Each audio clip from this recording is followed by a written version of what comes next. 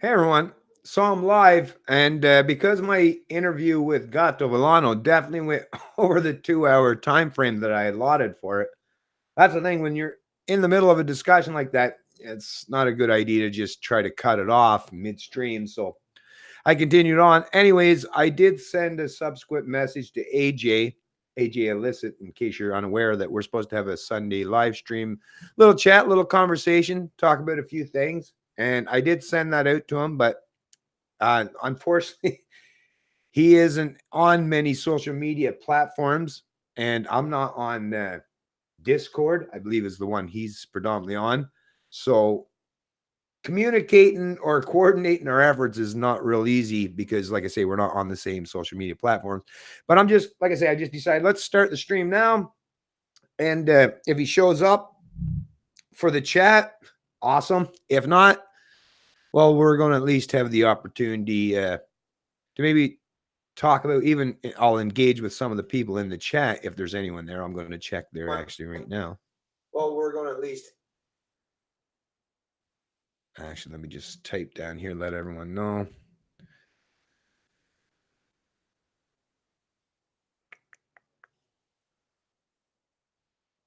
Oh, here we go. Get on Discord.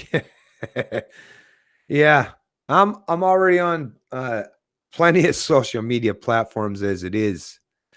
It's the thing. It sounds good in theory, but I would ask anyone out there that try navigating on about 5 or 6, at least a half a dozen social media pages, plus doing your videos, plus trying to take care of your average life. That because I do have a life outside of making videos and talking about fundamental aspects of liberty, right?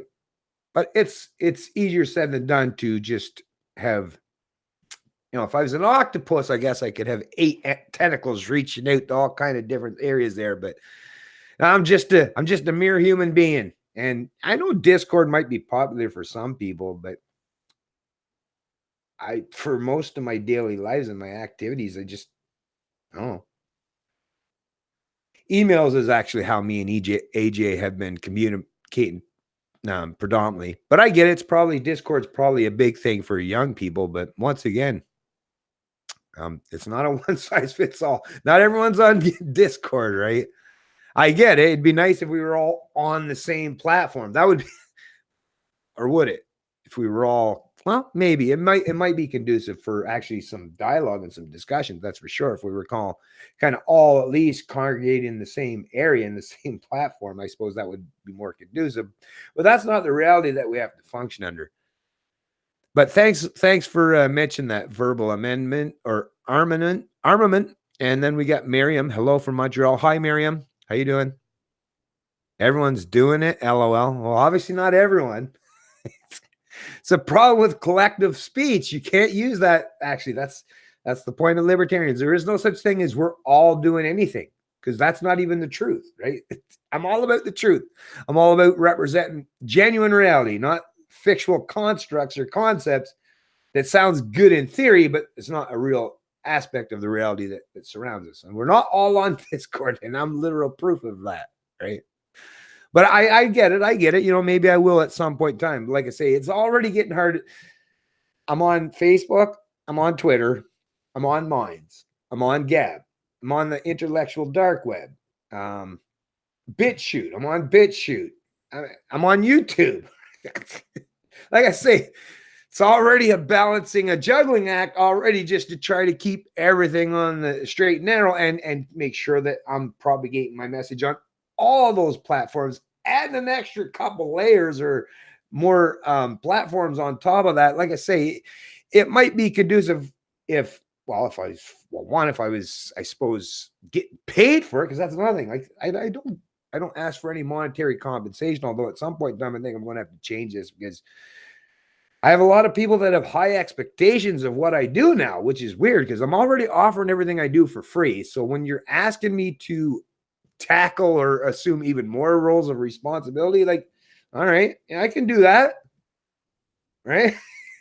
Little compensation goes a long way. But if you're not compensating me for anything I do, well, you got to excuse me. You got to forgive me if I'm not conducive with just going along and with the whatever anyone tells me to do, I got to worry about myself too. Hey, Julie Mora. Yeah, that's nice to see Julie Mora here in the chat. Hello there. Very nice to meet you. Well, at least seeing the chat finally, Julie, because I definitely pay attention to some of your videos, and you're a smart girl for sure. Actually, hopefully we get a chance to have a conversation at some point in time in the future. Reach out to me actually if you even just if you comment on any of my social media pages or somewhere, or even just leave somewhere here where I know where to contact you in particular. Although I've watched your videos, so I'll just, or Rance, Derek, or anyone else, Kelly Day, actually someone that you've had conversations with in the past. So maybe I'll just find how to contact you in that way. So don't even worry about it. But I'll reach out to you and hopefully we can have a conversation at some point in time. Fuck Facebook. I dropped almost all social media, but I'm over 70. Discord service, but I'm in on no. I get it, but once again, you're talking about demographics, right? So there are people like even Snapchat and Instagram. I get that a lot of the younger people on there, but I'm not just about reaching the younger people. I'm an older guy myself, and Facebook is a dominant platform where a lot of people of Gen X, my age, right, or even some of the old boomers, right, they're all out there on these platforms, and these are a lot of the people that I need to reach out to and try to affect their mind and how they think about things. So going away from them, ignoring them, that I don't even think that actually works properly. But I get it, and especially for the younger people, and I'm very glad to see that, especially a lot of the younger people there today who are using different platforms to propagate their message. And good for you, good for all you folks, man, woman, I don't care who you are. Good for you for using alternative platforms to propagate your message, especially if it's steered or geared towards particular younger demographics. Because I'm sure you younger people are much more appealing than some old dude like myself, right? so you know, I'll kind of stay in my wheelhouse as much as I can. Although I will try to reach out. I always do, because I'm old in actual numerical age, older, but in my mind, in my intellect, in my vigor, actually even in my physical prowess and most things, I consider myself quite young. But I also have to recognize that that's not a reflection of what people see me when they perceive of me and the kind of things that I talk about. Because as you get older, you do get some pretense of wisdom, I guess, but at the same time, some of your messaging might not resonate with people that have been raised in a totally different generation, right? So, like I say, I'm just one dude. I'm trying to say what's best, and hopefully the people that listen to what I got to say, hopefully they understand the philosophy of liberty, the stance I take, and how it's just about expanding upon universal morals and ethics. So I just don't want to give anyone any excuse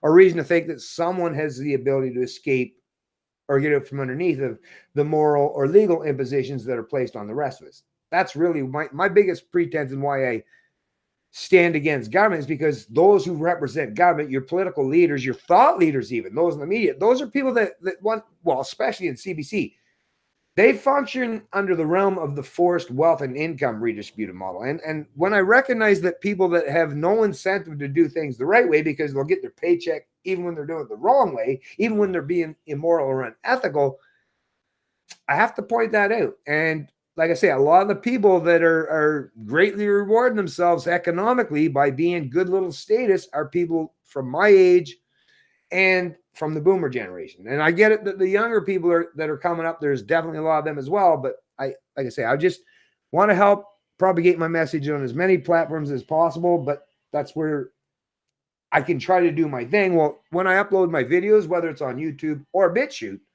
if you're on from a younger generation and you don't want to share it on Facebook because you're not on Facebook, well, you can always share it on whatever platform you're on, because that's the thing. There is this cross-platform ability to share videos or information on multiple platforms. So take that onus, take that personal responsibility on yourself and share on whatever platform you're on, because I don't have to propagate my message. I don't have to say what I got to say on every platform, because you can use what I have to say on multiple platforms. That's the beautiful thing about having this ability that we have in the information age today.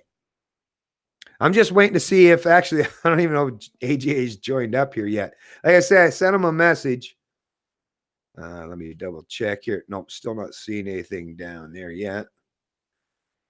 He did get back to me quite a bit earlier than now. That was while I was actually, he had responded to me, replied to my message, but it wasn't until I was already doing my conversation with Gato Villano. That was a great chat, by the way.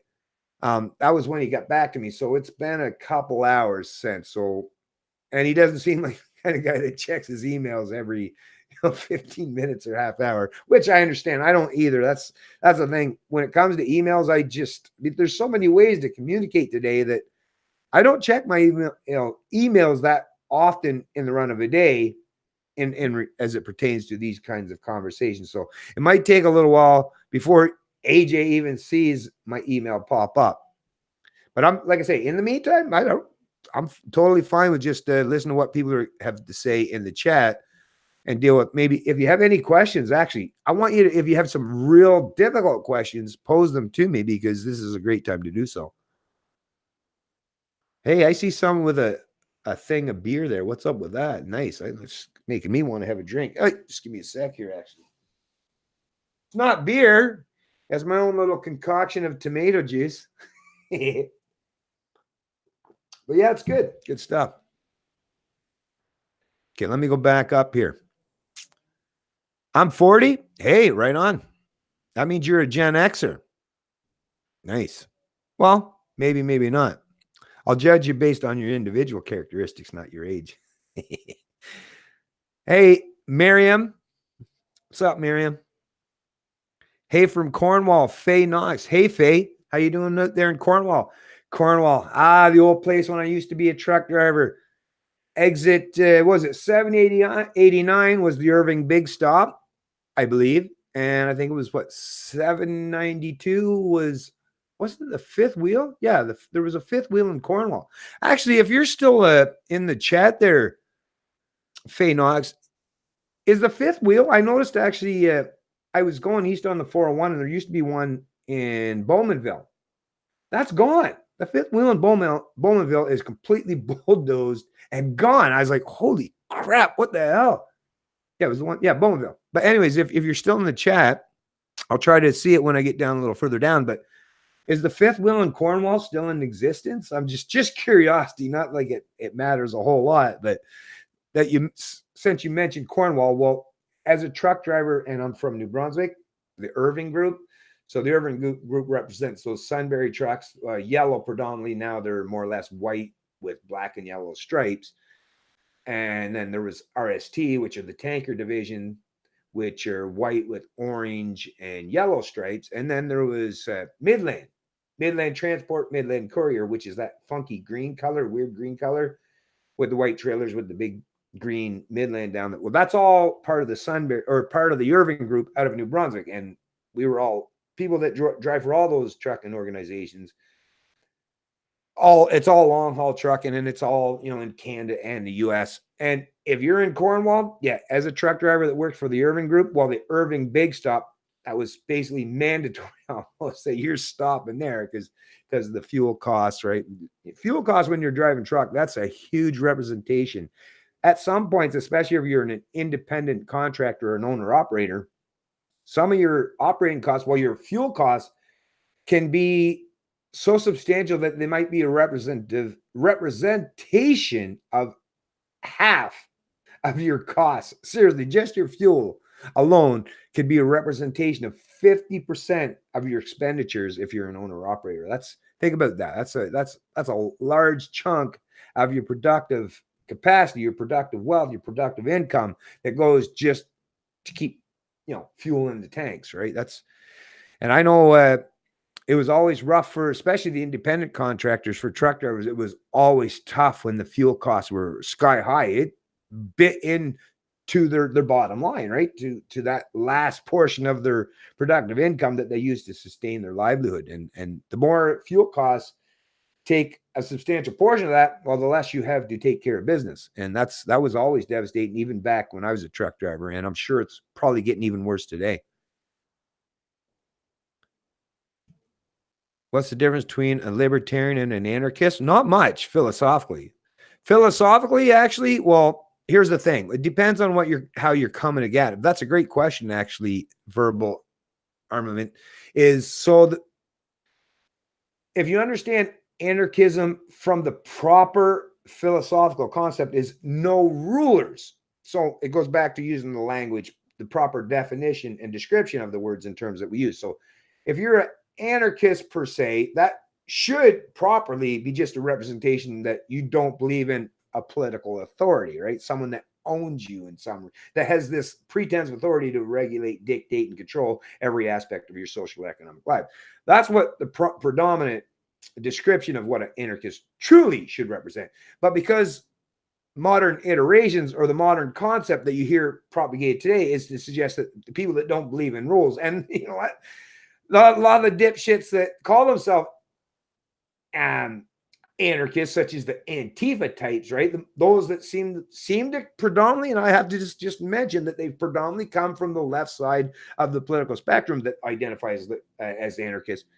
These are people that truly seem to have, and that's that intersectionality of postmodernism and cultural Marxism type of thing is, and they believe that there is no such thing as actual rules, or they just want, not only they're willing to throw out rulers, which I'm on board with as far as, you know, I don't believe in rulers either, but we also can't get rid of the rules. This is the thing. You can't throw out the baby with the bathwater. A proper libertarian in the philosophical sense, even though they would identify as, yes, I don't believe in rulers. So we agree with anarchists in the abstract as far as understand that, yes, there's no human being has any pretense of authority over me. I'm an adult. I'm a male. I'm a human being. Look, real tangible shit here, folks. And do I believe that some other human being has like this pretense to be the arbiter of and the dictator who controls every social or every aspect of my social or economic life? No, I don't believe that at all. So this is the area where genuine anarchists and I can agree upon. The difference is I do believe in rules. And, you know, ask my children as I raise them, ask my wife, ask anyone that's ever known me. I definitely believe in rules, and I believe in proper ethics, morality, principles. I'm a big, staunch proponent of principles. That's what a genuine libertarian stands for. So as much as I would agree with some of the left-leaning anarchists, as far as I don't believe in rulers, I definitely believe in rules. And that's where the big divide seems to happen is I'm not willing to throw out the baby with the bathwater. I will accept and adopt and propagate the rules that are conducive with human flourishment, human cooperation, and coexistence, so we can deal with each other peacefully. Well, like I say, whether it's in the social realm or in the economic realm, we're always going to have to deal with each other under some fundamental aspect or principles of rules, right? Just like I always use the excuse. I love using the metaphor or the logic of if I was going to sit down and play a board game with someone. Well, if I'm going to sit down and play a board game with someone, of course, I'm not going to say that somebody has the ability to escape the rules of the game, which is what government is, which is what government represents, which is a monopoly of force or violence. I don't have the ability to use force or violence to impose my will, my mandates, or edicts on other people. So why do I think some other person should have that just because you call them part of government? And I don't believe in that bull. But if I'm going to sit down and play any game, like I say, board game or a game called We Live in a State and we all have to follow the same rules, well, yeah, that means we all have to follow the same rules. And if we all have to follow the same rules universally, because if it's going to be principle, if it's going to be an ethic, it's going to be morality based, well, that means we all have to follow the same rules. There can't be any contradictions or exceptions to the rules. So that means that there has, in just by natural extension of that reality, I cannot believe in a government, because a government, once again, gets to escape all the rules that we have to hold ourselves and abide by. So, like I say, I can't steal from people just because I need money and I want to have like free health care, or let's say I want to get my teeth fixed at any point in time. I don't have the ability to go out to my neighbor or a bunch of my neighbors and say, here, you give me a portion of your income to pay for my teeth. And if you don't like it too fucking bad, you have to, because I'm your master, right? I don't believe in that bullshit. So I don't believe that anyone else should have that pretense either. But I definitely believe in rules. I definitely believe in principles, morals, and ethics. But the minute somebody gets to escape that, that's the minute that, yeah, we're not in the same level here. We're not playing the same game anymore. Now it's a matter of oppressor versus the oppressed. And that's where, that's where the divide happens as far as I'm concerned between anarchists and libertarians. I hope I answered your question, because it was a great one. And thanks for asking. Yeah, I agree. Great question. Hello, Faye. Hello, Julie. Ooh, Jesus Gonzalez. Hey, oh, he's got some beer too. God, you people are making me want to crack a beer. I don't even have any beer, but whatever. I'll drink my tomato juice instead. Yeah, I got to get back into drinking some beer. Hey, Jesus. Hey, Jesus. That's a great name, by the way. Obviously, you know that. Big fan of Jesus, I am. An individual. What an archetypal character, right? That's what I love about the beauty of the New Testament and how it focuses solely or most centrally on, Jesus Christ as the individual. Post-Reformation ideas that come out of the Bible were great. Like I say, I don't want to fall into mysticism, not promote mysticism, but I love the archetypal stories that come or derived out of Christianity and the New Testament. Hong Kong fellow Easter worshippers, Edgar Forrester, right on. For sure. Looking forward to it. That would be great, Julie. Awesome. Yeah, I really am looking forward to that myself. And I'll reach out to you after I get done my streams and stuff, maybe this week or soon enough. Anyways, I'll reach out to you and we'll have a great chat. I guarantee it. I guarantee it. Because that's the thing, people get some pretense of me, but once you've dealt with me actually in real life or in video form, yeah, I'm not some boogeyman monster or something. No, I mean, yeah, I'll push back. Well, I stand firm on my principles and my convictions, but yeah, it's not like I'm not dangerous to anyone. Well, except those who want to rule over me. Yeah, I'm a danger to those people, but I know none of those people in the chat are seeking that. So I can have a great conversation, even with people that promote like anti-fascist stuff or communists or social. I'm willing to have conversations with all these people because I recognize most of them are just people that are feeling oppressed themselves, and they just haven't been given the proper information. So they're looking to retaliate against whatever they perceive as their oppressor, and they're just reaching out to find a way to get out from underneath the thumb of whatever they perceive as their oppressor. Actually, in that aspect, in that regard, I'm completely on board and in alignment with people that are like might consider themselves communists or socialists or fascists, maybe, I guess. But once again, what it is just don't use collective groupthink as the pretense for your ideology, and don't even use ideologies or dogma as the pretense for your understanding. Just use universal ethics, morals, and principles, and escape the dogma. And you'll find that you'll be in good company. Actually, if you find yourself in that area where you've rejected all the dogma and all the ideologies and you're just thinking critically about things, you're willing to question your own preconceived notions and listen to other people's thoughts and their opinions. That's all I really ask is just let's talk to each other. If we talk to each other, I guarantee there's very few people that could ever step up to actually have a conversation with me where you won't actually agree with most of what I say. Almost 100% of the time. I mean, right, some areas, but you will. What it is just we've been told so many different things, and we've been taught to think of things from a group type narrative or an ideologically driven narrative. And when you hear people that say things that aren't preconceived or aren't nice, don't nicely fit into our little ideological boxes, well, it sounds outrageous and it sounds like it's confrontational, but not reality. All you got to do is just, like I said, sit down and have the conversation. You'll find out pretty quickly. Well, you'll be able to weed through at least and figure out who's people that are being at least honest, forthright, and ethical in their stance and just searching for some meaning or some truth, and those who are just trying to be ideologues to impose their ideas, their mandates, or edicts. It's pretty easy to figure that stuff out once you've had a conversation with someone.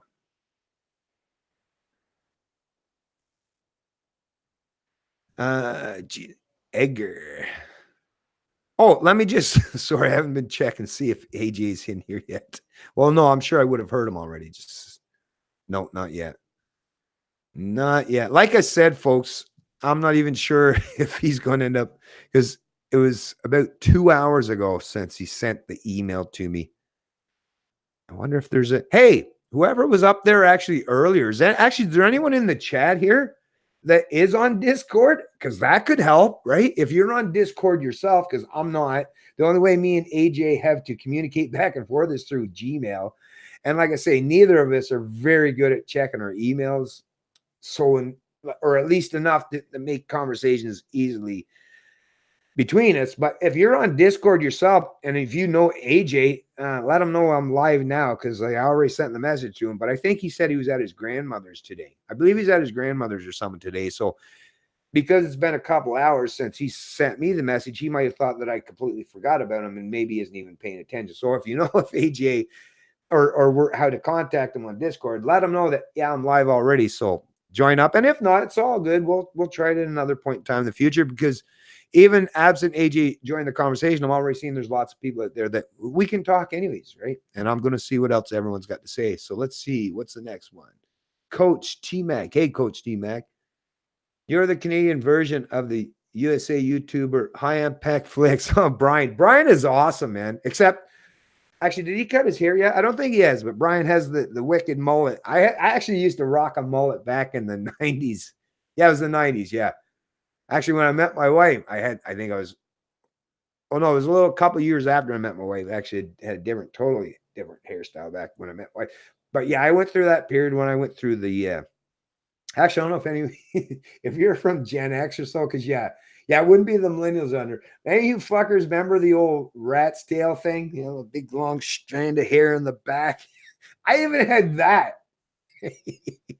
I look at some of the pictures of myself in my younger years, like, oh my goodness, how we change over years, over the decades.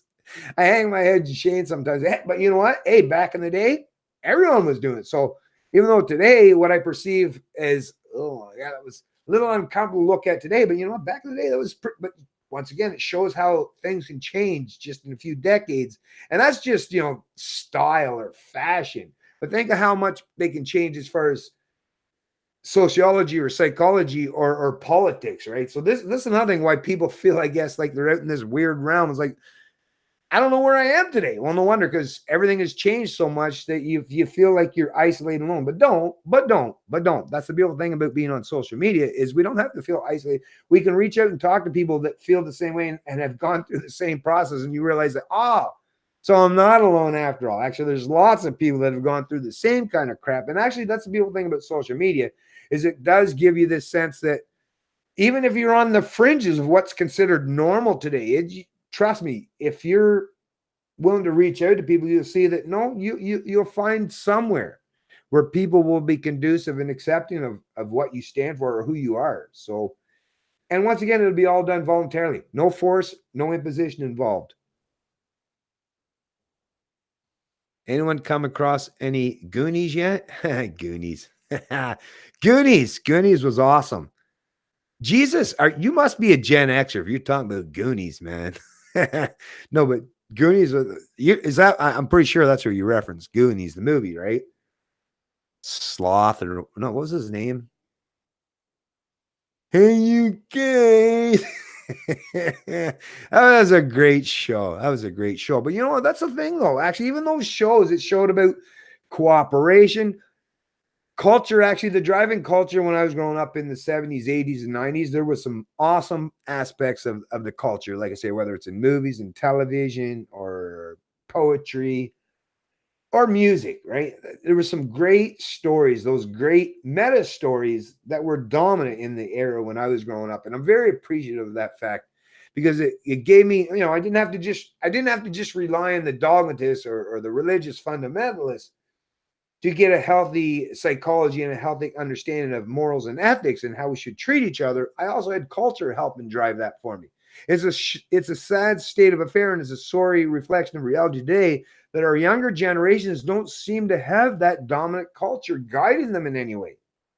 And I see a lot of the young people today are seeming to have to seek alternative cultures as a means to backstop or to supplant that kind of thing to help them in some way, which is a shame. We should have our own culture in this country. We should be propagating that kind of culture in this country, because that way you can, if you have a dominant culture, then politics, well, as I've said many times in the past, that's downstream of culture. If you can give people proper philosophical understandings or concepts in regards to morals and ethics through your cultural venues or avenues, like I say, music, television, video games, whatever, especially the younger folks.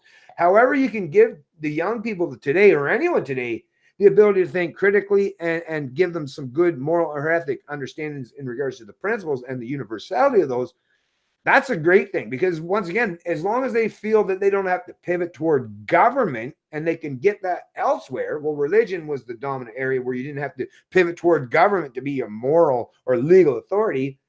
Historically, you understood the concept of God and the 10 commandments. So you didn't have to look towards government to be your moral authority. You understood that intrinsically as something that was in the abstract, that was kind of out of this world, that didn't have the ability to impose their mandates or edicts on you, that just gave you the concept of universal ethics and morality. And culture is a driver for that. And like I say, today, there is definitely a void. There's a vacuum in the culture in Western societies.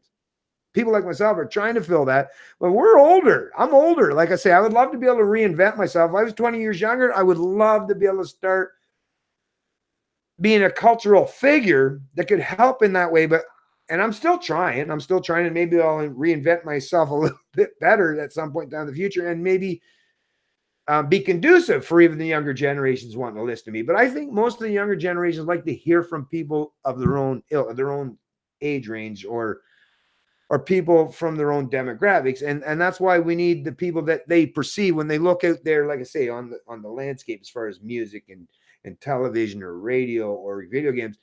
When they see people that are a reflection of themselves, a mirror image of themselves, they'll be much more conducive with listening to these people and taking more deeply into their thought process what they put forth and present as far as their cultural or social economic values, if it comes from an area where it seems like it's part of their peeps, part of their group. That is something that's very important. And I think every generation, we all understand that intrinsically, is each generation has to be able to carry that forward, have to grab that torch and carry it forward to help each generation. You can't expect all the old people to do it, because old people get more rigid. I mean, even myself, like I say, I would never want even my own kids, and I tell my own sons this all the time, don't just listen to what I got to say. Listen to a whole lot of people, get information from a lot of people, but just at least I will give them the very basic concepts of just universalize. If they're talking about things in regards to politics, morals, ethics, or principles, just make sure what they're saying can be universalized and is not contradictory or allows certain people to escape being beholden to particular rules.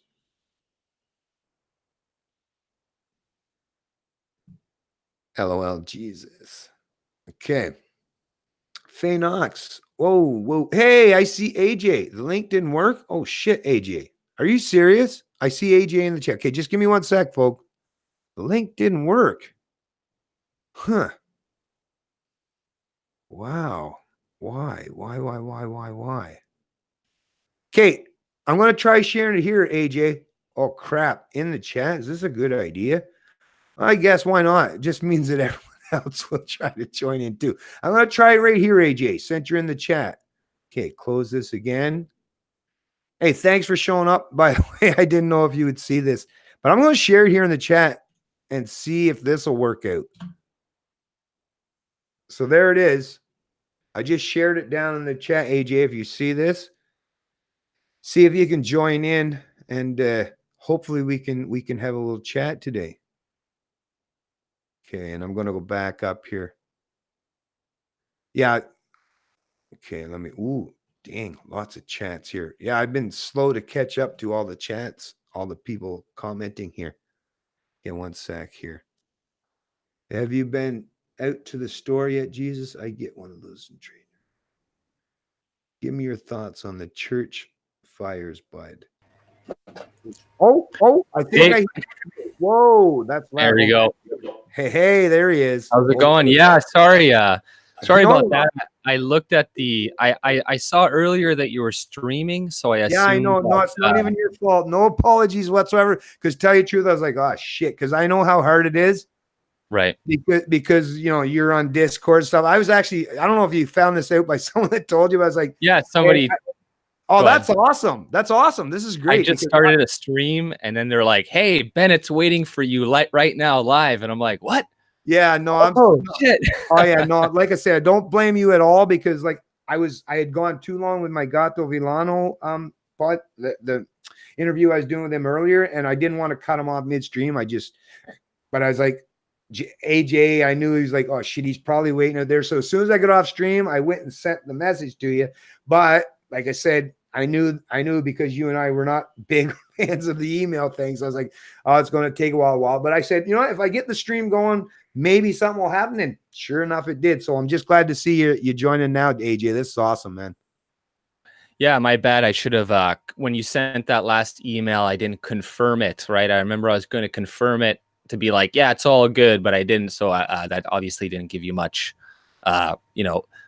warning, right? So I apologize for that as well. But good thing it worked out in the end anyway. So yeah, for sure. Yeah, go ahead, Matt. But I've seen you for a little while. No, I've seen you grow for a good little while. And I like your stance on libertarianism. I think we agree to a large extent on the role of probably the state within society. So what would you say you're would you say you're kind of an anarcho-capitalist or along those lines, or minarchist? Yeah, actually, I'm glad you asked that question, because like I try to it's hard because especially when you're dealing with particular incidents in the moment, it's hard to always step back and make that macro picture seem obvious to people, because you're usually focused on particular, incidents or stories or issues that's happening at the time. But yeah, so basically what I like to do, and people do get shocked of it, but it's, to me, it's the best way to deal with people, is I come at them with full frontal, blatant philosophical reality, and then let's just figure it out from that point. So I will tell people that I call myself a libertarian, but I always make sure that I make people understand that I'm a philosophical libertarian. Because if you're talking about libertarianism, so basically libertarian, when you're talking about principles, is the three core tenets of libertarianism is self-ownership, the non-aggression principle, and private property. So self-ownership, obviously, that's pretty simple, right? I own myself and the fruits of anything that I produce, whether it comes from my intellect, an idea that I've constructed, John Locke, right, or anything that I produce with my labor. So to me, it's just self-ownership, which is the rejection of slavery. And now I realize that people think that in the past that slavery was ended or abolished, but in reality, the sophists just figured out a way to trick people into thinking that, no, we're not your masters. We're going to allow you to choose your occupation, but we're just going to control every aspect of like how the you video from Stéphane Molyneux, right? Oh, for sure. Well, yeah, Story of your enslavement. Yeah, exactly. Well, that was definitely one of the very early stories, but actually even someone that I think does an even more in-your-face job than he does, even as far as pointing out the realities and the conceptual understanding as far as what it is to be a free human being, is someone like even Larkin Rose, right? And this is someone that there's times where I don't even agree with this guy, because that's the problem with what I've always understood is it's easy to point out that, yes, we are basically modern day slaves. It's just that we've got a lot better thought leaders that convince us to think that, oh, you're not, right? But the problem is it's easy to construct an idea as, okay, you're enslaved, but how do you get out from underneath being enslaved? How do you get out from underneath this? Well, the only thing that can happen, violent revolutions, but like we've seen so many times before, all that does is create a vacuum or a void for some other authoritarian to step up the plate and promise you, like, I'm going to be your it's going to be much better under my leadership. Right? I mean, how many times in history have we seen that? So to me, what it is just like when I want to do, and I've used this example before, when I wanted to get my kids out from believing mysticism, well, first of all, I just had to tell them blatantly, just had to be blunt and honest with them, is, nope, there's no such thing as like this magic man sitting on the clouds, and there's no such thing as the Santa Claus or the Easter Bunny. Now, but we can still figure it out, like, is there a representation? Is there a reason behind having Christmas? But it doesn't mean that you have to, like I say, you don't have to throw out the baby with the bathwater, but you do, like, if you're going to have an intellectual debate or a conversation with anyone, at the very least, what I think, and like, I think a lot of people feel like they can just play the middle ground. But if you don't give people the blatant, honest truth first and foremost, then it's going to be that much harder, because then you're not actually having the proper conversation, the proper dialogue, is that because now you're still functioning in that gray area of what is the state? Well, you have to tell them the truth. You have to explain to people that there is even no such thing as far as, like, and this shocks people, but government is, and if all you have to do is look up what that means, right? It's a monopoly of force or violence. There is no such thing. There's no such thing like, and I've used the 4-question quest, and I've done this in videos in the past where I can prove to someone, even people that disagree with my premise initially, I can prove to them just by pointing out the sheer fact, well, I'm a regular person, and I'm just shortening this up for the point of this conversation is, but I can't, force you. Like I can't say AJ and your neighbor and your other neighbor and your other neighbor and your whole community. I can't go out and say, you all have to pay for my health care or else. Right. I can't do that. I have no legitimate authority to do that. And if I ever tried to do that, somebody'd be fucking calling the cops or the psych ward saying, there's a fucking nut bar out here saying that he has this authority to take from me without my express permission. Well, all I'm saying was, well, how did me checking a box, or me and 10 other people, or me and 100 people, or me and 1,000 people, or me and 1,000,000 people, how did we just, by checking a box somewhere on a ballot, how did I delegate an authority that I don't have, but I magically give it to someone else? Right. Well, they say, well, this is the price of living in a civilization, blah, blah, blah. You signed up for this, and you have to go live in the woods or some shit. Yeah. Oh, I hate that one, man. Oh yeah. No, that bugs me shit. Or if you don't like the way things are done, well, leave. Like, what the fuck are you wrong with you people? Well, how about you just adopt a little bit more of a live, let live mentality, take on and assume some personal responsibility and accountability, and stop perceiving that using force is the ultimate means to the end that's going to be beneficial to us all. Because it might benefit some people. It always does. It will always benefit some people. But once again, then you're just pitting people into groups and collectives. Right. That pits each other. And to me, that's not how human flourishment, that's not how things work. Free market, where we have to deal with each other voluntarily, that I've always noticed in every aspect of my social and economic life. Every time I've ever dealt with people voluntarily, where we walked away without feeling it's a zero-sum game, where we feel like we benefited ourselves in a transaction, I've seen every fucking time, not one exception, that's always worked out great.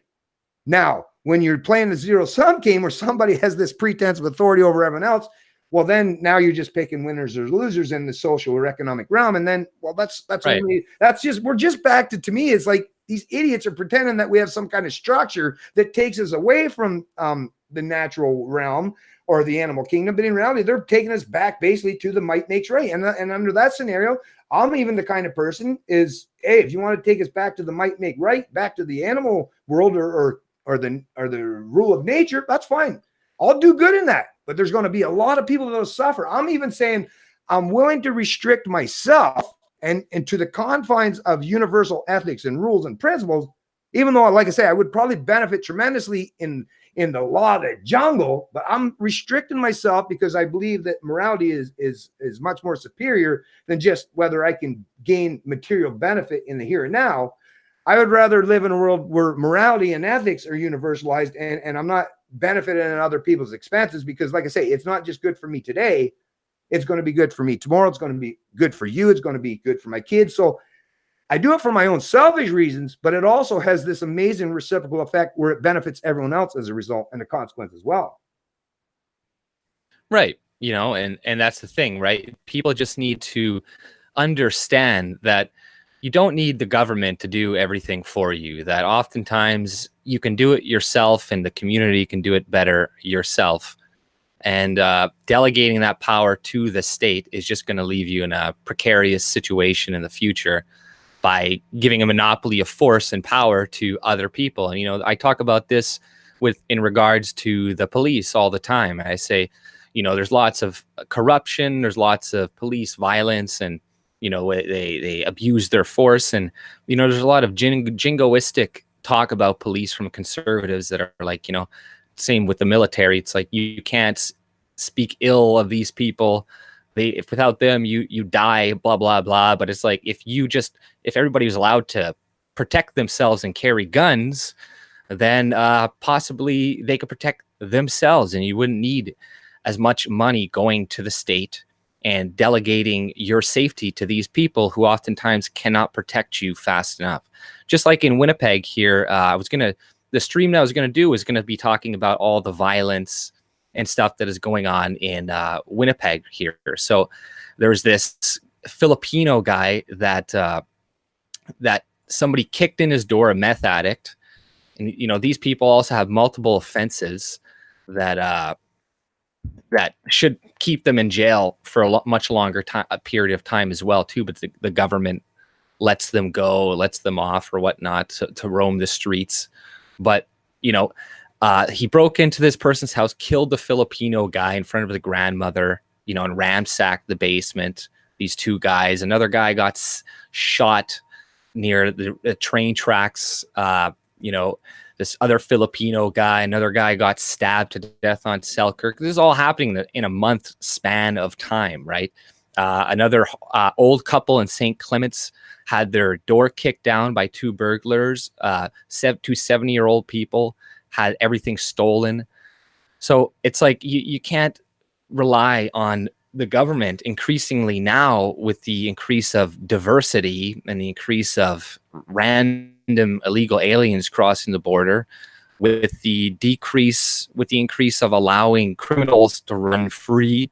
You know, people who have multiple violent offenses can somehow still roam the fucking streets.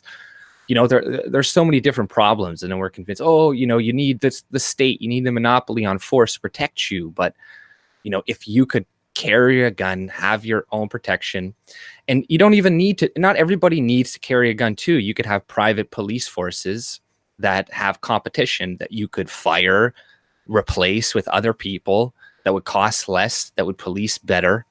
And you know, it's just people are afraid of change. They're afraid of giving up what we have right now because things aren't bad enough yet. And once things get bad enough, then maybe people will change. But that's when you always have these other leftists that come in and they blame capitalism and this and that on all of our problems. And the solution is more socialism, more this and that. So it's like, you know, we need to find a way to empower people, to make them understand that you, the community, we can take care of ourselves. We don't need the government.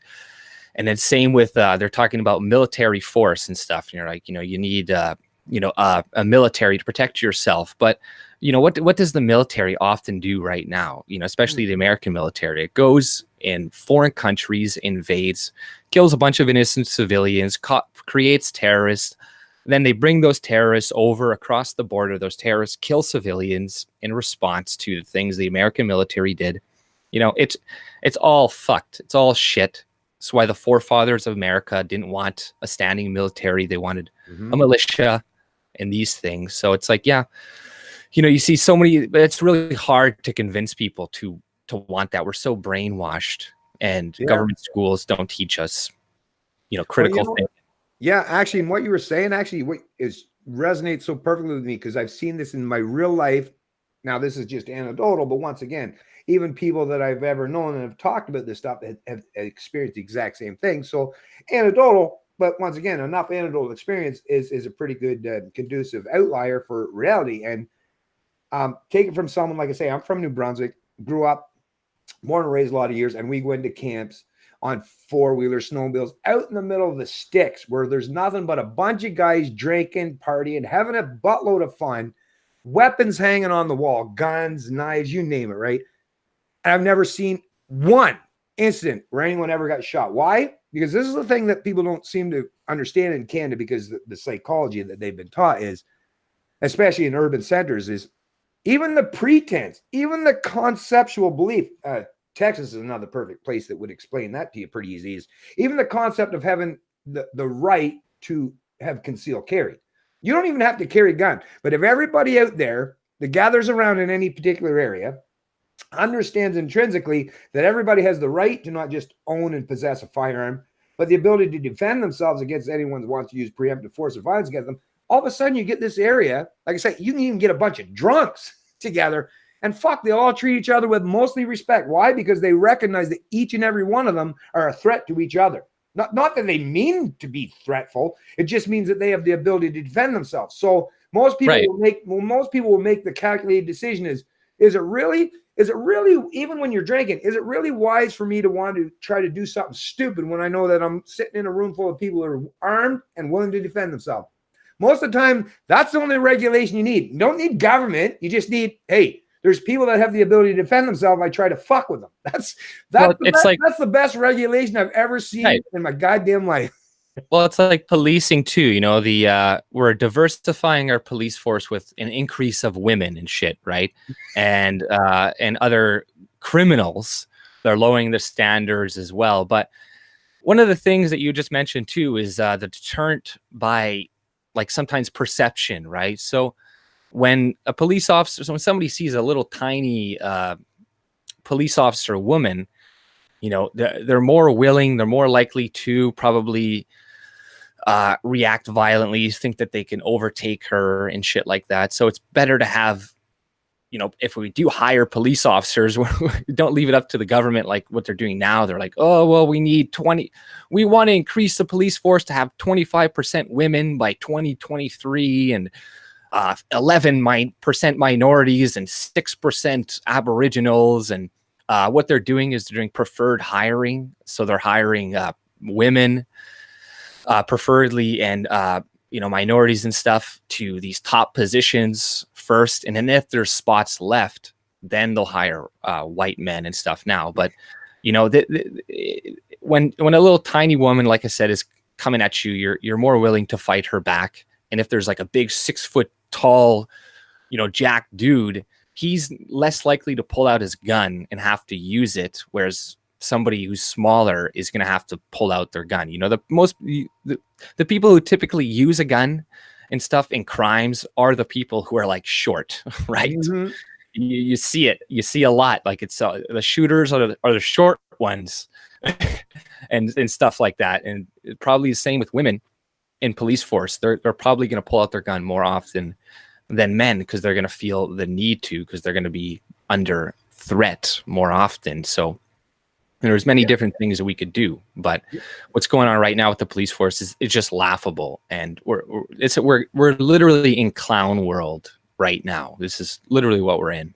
Yeah, no, it's totally completely conducive with the walks off and carry a big stick. Like you say, a strong person. I won't even use the woman, male or woman, but in reality, that's just a reflection of reality. The woman could be an equalizer as well with the weapon, but at the same time, yes, True. it's the guy.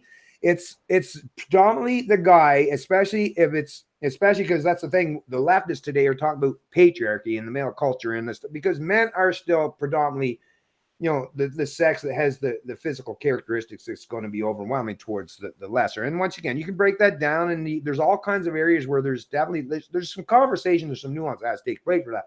But yes, a guy, and I've noticed this my whole life. I had a guy, Josh Fowler, back in New Brunswick. The guy was 6'10", 450 pounds. Now, he wasn't in shape per se, but just by his sheer size, he was a little bit overweight, 450. But the guy was so huge, nobody ever fucked with him. And because he was so big, nobody ever fucked with him. He was the nicest dude you'll ever meet. Why? Because he didn't feel constantly threatened, because he perceived that, and he recognized his own inherent strengths and his advantage. So he didn't feel that little man syndrome or the chip on the shoulder. So yes, that's someone that would treat people with much more respect than, like you say, someone that's conducive, that's maybe small in stature, right?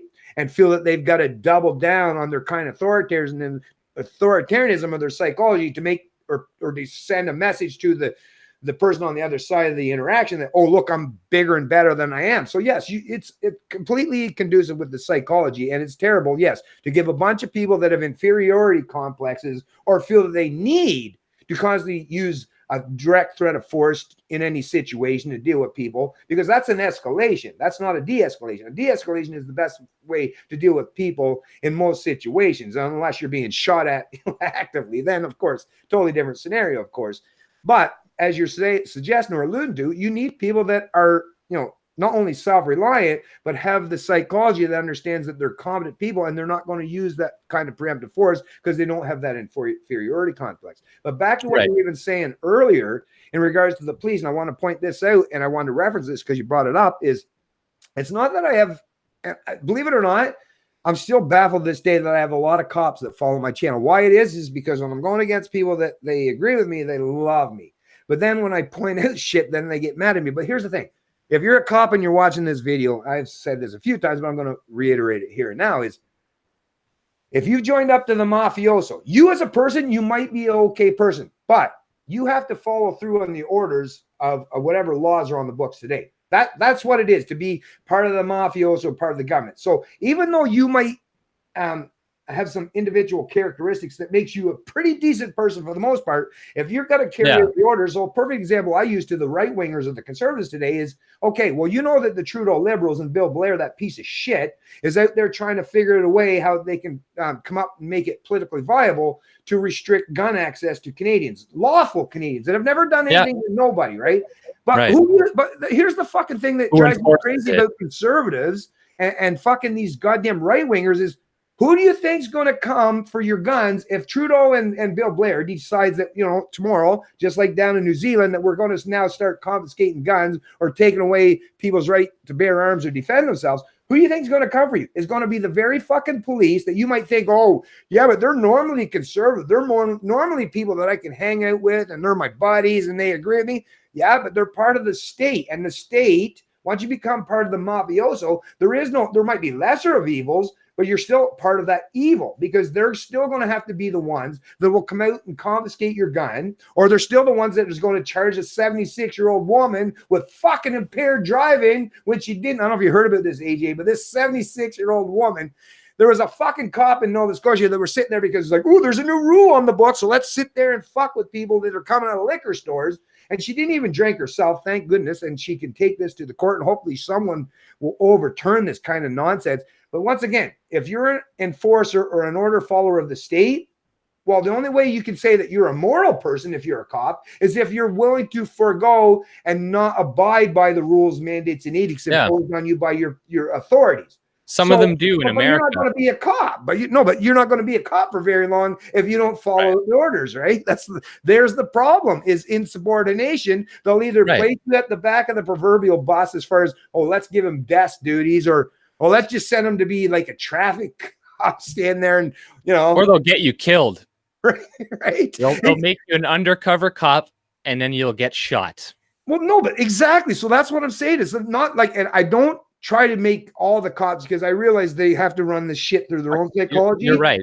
But you know what? They got to figure that out on their own. And you know what? I'm sorry if I have to be blatantly honest and blunt about the reality is, sorry, but you're now working for, it'd be different if we were 50 years ago and you were considered a peace officer, and the only time you were ever called into service was to arbitrate a dispute among people, or actually investigate a crime where there was a genuine victim involved. But that's not the reality. That's so, to me, it's like, whether you're a cop that's good, bad, or anywhere in between, I'm just going to point out the reality that you fucking function under, that your work regime, that how that plays out, and you got to figure out your best way to do something better. And if it means that you can't stay aligned with the police force and go out and do something privately, well, like I say, I would never suggest that you shouldn't protect people. I know myself, if I was walking down the street tomorrow and I seen, whether it's a woman or a man, somebody being harmed by or having force imposed upon them, I'll come to their aid or defense, and nobody has to fucking pay me for it. But it's only because I have good morals and ethics, and I would hope that if I do a good thing for someone else, that reciprocal effect will be returned to me in kind, and that's how you create a good, peaceful, and healthy society. But having people that are just following the orders of whatever their political master, and that's the thing, the political master changes time and time again. So the cops that are on the forces today, even though they like, oh, I wish it was, I don't know what, Harper or whoever, they might think, oh, I wish I was following the orders of Harper. Well, you're still going to have to follow the orders of Trudeau, or if Jasmine Singh and some, you're still going to follow the orders of your political masters. And that's where I have the problem. So that's why I don't think we should have centralized, like you were alluding to earlier, is centralized police force. Of course, I believe in having people that are willing to protect and keep the peace. Of course, like I said, I want that. I would never want any society to think that you can function in any area where you don't have people that are willing to defend the defenseless, or the undefendable, the people that can't defend themselves, or investigate crimes that actually take place. But once again, you have to incentivize them properly, and in a proper private or free market scenario where people are actually held to account. If police are held to account just like we are as the general populace, I'm on board. But like I say, in the current government, in the current structure, in the current paradigm that we live in, that is not a reality. Yeah, well, it goes back to, I'm just doing my job, right? I'm just doing my job, and like, what do you want me to do? But it's what people need to understand is that in order for the system to continue as it's going, it needs the consent of the populace. So you know, we could change a lot of things if we just no longer consented to things. So it's like the police. If there's a new law that says pull people over for weed or for something stupid, whatever, they can just not consent. They all didn't consent to it. What could the government do? Right? If they were all at the same time, we'd be like, no, we're just not going to follow this. Well, they couldn't do a damn thing. The government, they could try firing them all, but because they, you know, they have to rehire all these people, and like they wouldn't do that, right? So there's that. But even on a larger scale, there's us as a people consenting to our own manipulation, our own, you know, governance of other people. You know, we're all consenting to the system of that where it's going right now. And it's like, you know, what the thing that the elites, etc., whoever don't want us to realize is that we have the numbers, we have the people, we have the numbers. And if we were to just to say no, we're not going to consent to a lot of this stuff anymore. If we had the police on our side saying no, we're not going to consent to all this stuff, then we could change a lot of things. But they want to make us feel like we are powerless, that we don't have any power as a people, right? As a group.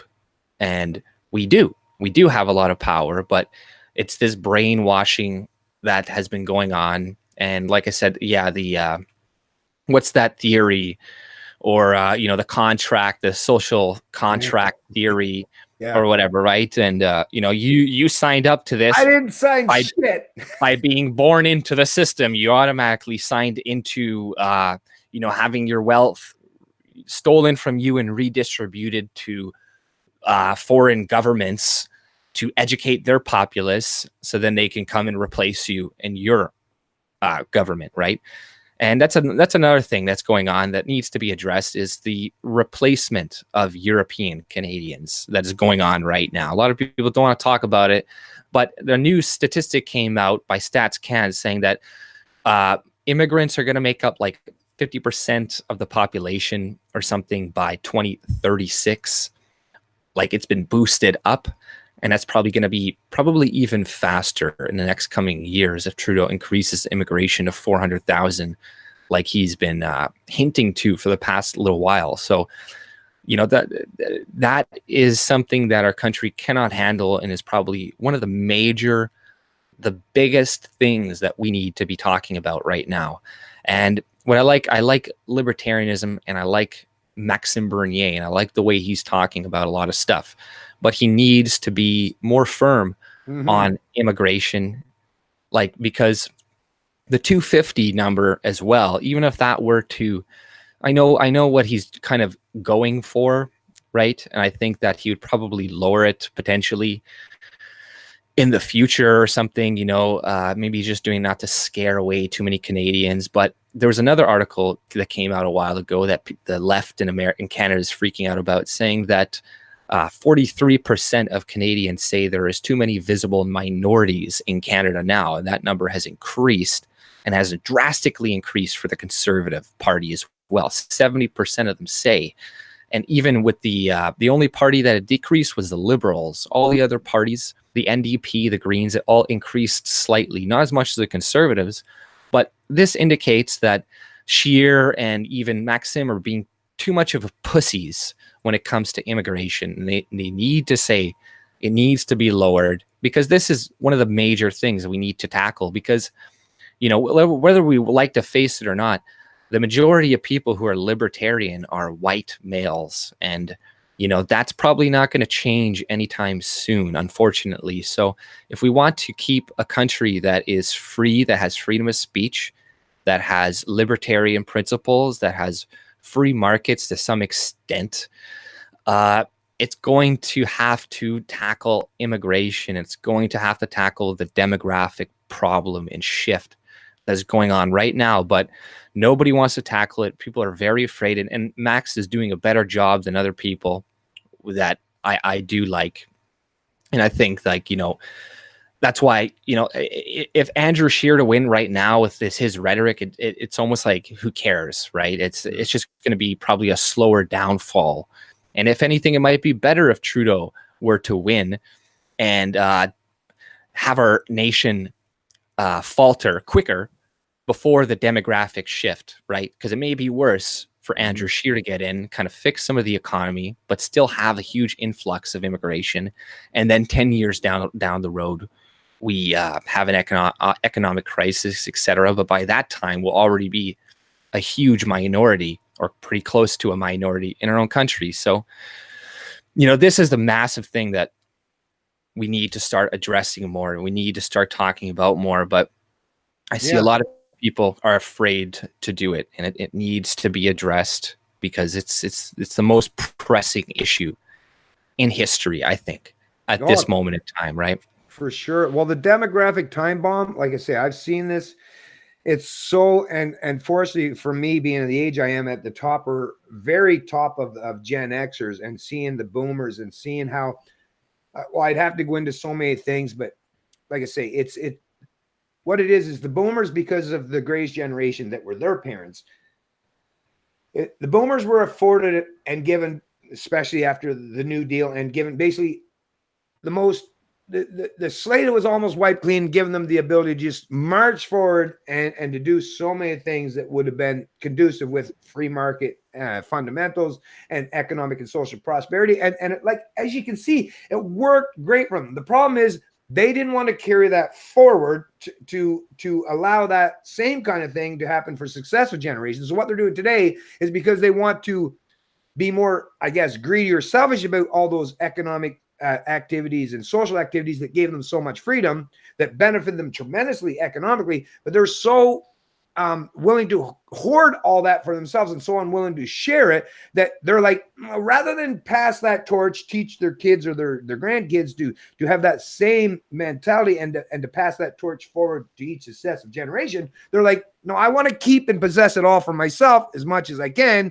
And rather than hand it off to the next generation, well, maybe if we bring on the great replacement or other people to fill up that vacuum or that void, well, we won't have to worry about it, because if you can, take the domestic population today and bring in, let's say tens of millions or whatever millions of people that can, stimulate GDP growth to keep our entitlements going forward, or their unfunded liabilities going forward at the end of the day. But this shows, once again, this goes back to the fundamental nature of the human psychology and the human experiences. People are not altruistic. As much as people try to pretend otherwise, no. All people, all generations are going to predominantly concern themselves with them and their immediate offspring or their immediate group or people that they associate with. That's fine, because that's an acknowledgement of a reality. That's a fundamental reality. In a free market system, that's fine, because once again, the transitional effect will take place, because the older generations will realize that, hey, if they didn't have the state to take care of them, right? Well, they'd be like, oh, fuck, the only people that who's the only people that could possibly take care of old people in their later time in their life? Well, it's their successive generations or their offspring, right? Sorry, I just had someone do a thing here. Now, but if you don't have to rely on your successive offspring or your successive generations to take care of you, well, now the incentive structure is completely changed, because I'll even say as myself as a parent, or my parents, or my kids is, well, I want to make sure, like, if I know that at some point in time, I'll use myself as a personal example, is if I want to make sure that my kids are going to be conducive to want to be respectful and take care of me in my later years in life, well, then that means I got to treat them pretty fairly throughout the entire course of their life, because once again, reciprocal, we come into this world naked and in dire need of everyone else to take care of us, and we go out of the world the exact same way. So that reciprocal, natural, evolutionary, biological concept or reality, actually, and how human experience works, that's fine. But the minute you create a state, or the welfare state, where now they could, like I say, there's now an entire generation of people, first generation in modern history, that now has the state to take care of them, don't have to worry about successive generations. Where's the incentive for them to make sure that their next generation is doing well? Well, there isn't none, because they're like, it doesn't matter if they're doing well, because they'll just, like I said, they'll just bring in immigrants, economic migrants, people that are going to be entrepreneurs, or people that are going from foreign countries. So as long as they keep the GDP growth going, well, they'll at least know that their entitlement programs or their liabilities, the unfunded liabilities currently, will constantly be maintained going forward. And they're like, okay, well, at least I got mine, right? That's that Keynesianism, that fucking John Maynard Keynes. Once again, people, and that's a representation of a lot of people in government that don't have kids. This is another thing. Yeah, well, he was a gay psychology, dude who right? said that, oh, well, it doesn't matter if it crashes, I'll be dead. Right? That was his whole philosophy, right? Yeah, this is what I mean. This is the thing about the reciprocal effect of understanding human psychology and how that works and it plays out intergenerational. And it works Exactly, right? fine. It works fine if you leave things well enough alone, at least allow the free market to flourish. Doesn't mean that everything's going to be perfect. That's never going to happen. Never happened No. in the past, and it's sure shit ain't going to happen in the future. But at least if you leave the proper incentive structures in place, you're going to get the best possible outcome, the best possible result. But like I say, the boomers, they don't have to worry about how well their success of their kids, their grandkids. I mean, even Gen X. I'm a Gen X, so I have a boomer parent and millennial kids, which is weird because people, I could talk to millennials today. My sons have lots of kids that are millennials of their same age, but they're like, their parents are boomers. So they're like, what are you talking about, Gen X? They don't even know there's such thing as this generation in the middle, right? It's like, yeah, right. But the despairing, well, that's the thing. The despairing difference is that the boomers that went into professional careers, well, they waited and postponed having their children until later in life because career was their driving factor, especially the women. So their kids are now, like I say, they're in their later years, 30s and 40s before they have their kids. So to them, they are boomers and their kids are millennials. But like I said, the people that like my parents, when they had me in the normal historical aspect of having kids in your late teens or your early 20s, well, there's a whole generation that grew up still understanding the fundamental aspects of the old world of conservatism, as far as you know the golden rule and all that stuff. And when Christianity was still very much dominant in their culture, so they're like, they don't even realize that there's a whole generation. And like I say, I've talked to millennials, and they're like, "What are you talking about? There's my parents are boomers. Who's this Gen X?" Well, there's a divide out there just by the sheer fact that people don't even understand the demographics and where this how this truly unfolded is it has destroyed the incentive structure and how we reciprocate the reciprocity of small group or in group preference type of thing. That works fine on a small scale. Like I said, I'm still not a fan of collectivism or group think or in group. I treat people as individuals. Even my own family, there's some in my own family that I like, and there's some that's like, fuck you, I don't want nothing to do with it, right? So to me, it's not just about the collective. It's I like to treat and perceive people as individuals. But because we live in the realm that people still in their mind, in their psychology, it's still drilled down into the family and in-group preferences.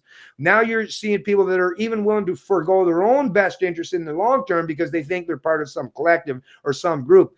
I say, like I say, when only we have to treat each other as individuals, but we got to get to the reality and the realization that intergenerational, this is something that was understood just 50 years ago, that, you know, relying on your future and successive generations, because all the debts and deficits that you're seeing being propped up, whether it's under the Trudeau government or the Harper government before them or anyone else that came before them, it's all built and based upon long-term bonds, which is our productive labor, your productive labor, whatever you can produce going forward. They're relying on you producing enough to pay for all the entitlements of people in the past. That's not the way it should be. It should be you pay your way, you pay as you go.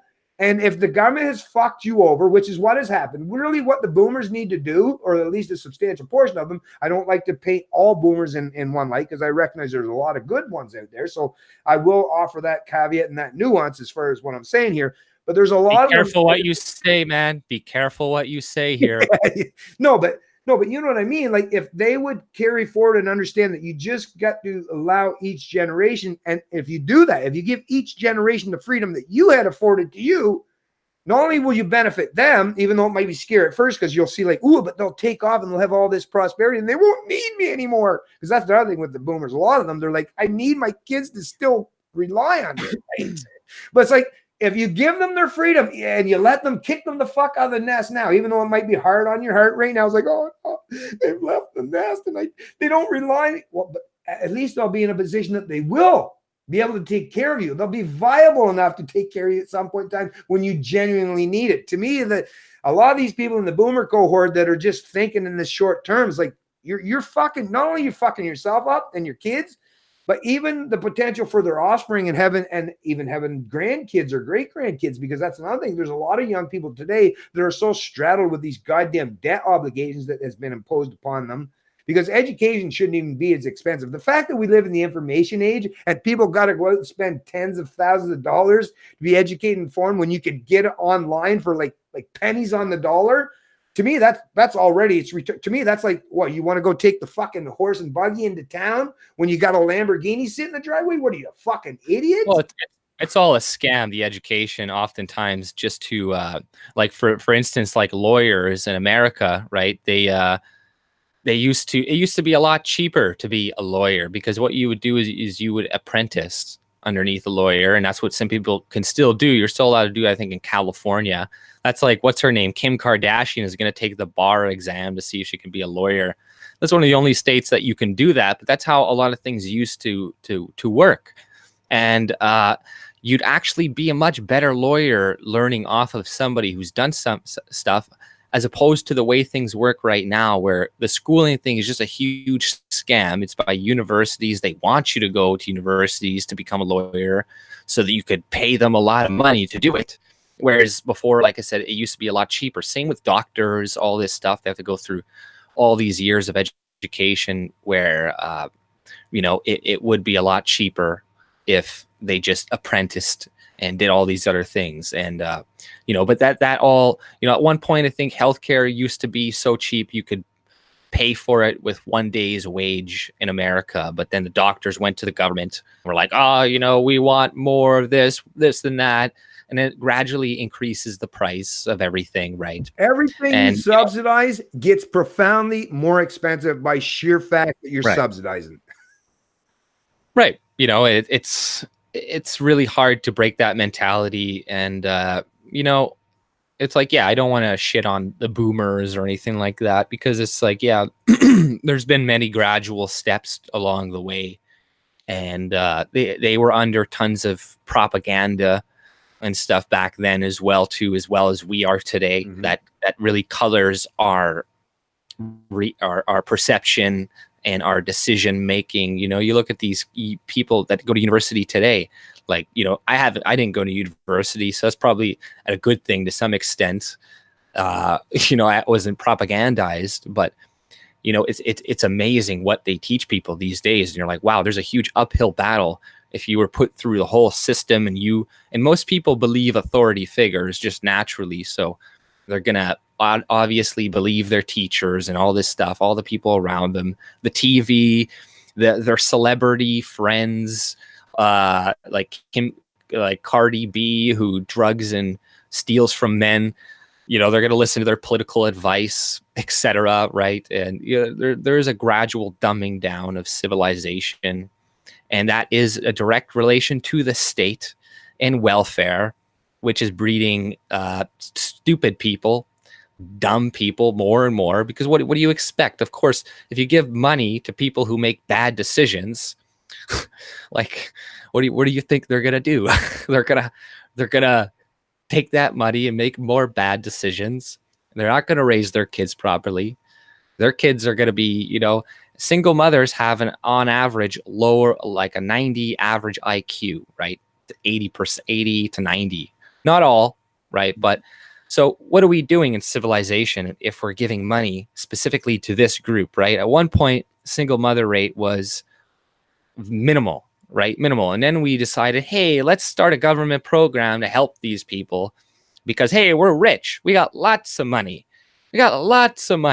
So it started off with 2% of women, et cetera, to now 30, 40% in the white community, 70% in the black community, rising in everybody's community. And what is that doing? Like I said, we're just giving money to stupid people to breed more. And I'm not trying to insult anybody who's been on welfare. I grew up poor as shit. We're on it for like a year. Yep. But a lot of people, unfortunately, don't use it the way charity is supposed to be used. That's why it needs to be delegated to the community more often, because they know who needs money and who will use it, as opposed to who is just going to keep, being dependent upon the system. And if you're religious, which I'm not, but I think that the lack of religion is a massive problem in today's society, because we don't have an alternative. Well, we do to an extent, but one that people take seriously of moral ethics, right? And some of them are probably fairly complex for people to understand, maybe. And religion at this point in time is a good thing for people of not extremely high intellects to grasp, to learn how to be good people. And, you know, if we want to reinvigorate the church, and like I said, this comes from an atheist, right? I don't believe in God. I probably never will again, but I see the value in it.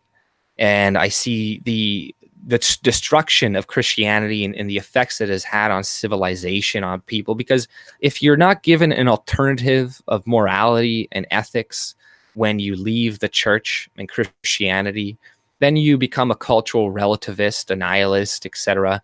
And then you open yourself up to cultural Marxism and all the bullshit, shit that they're teaching today, right? You don't have a firm moral belief system that is unchanging, which is important, right? You need something that is unchanging, which, like, I know you probably, I think I've heard you talk about like Ayn Rand, objectivism, or anything like that. Do you know anything about that, right? So I'm sure, or UPB, right? So, there's objective forms to derive ethics, right? That some people think they have created, whether you believe that or not.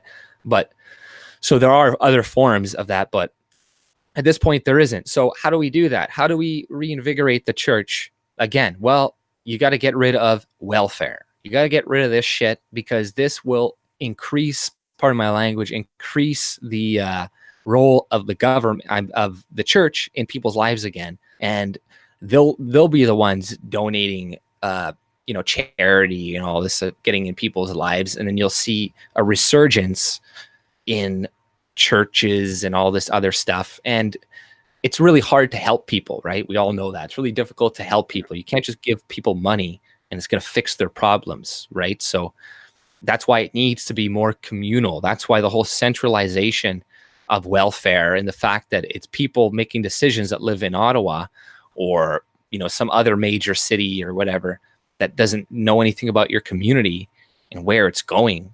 This is why it has these negative effects right now. It's just breeding the problem. But there's lots of people working in the government that want their jobs and want to keep getting money, so they're like, we need more funding for more this, for more this, for more that, right? But it's pretty insane.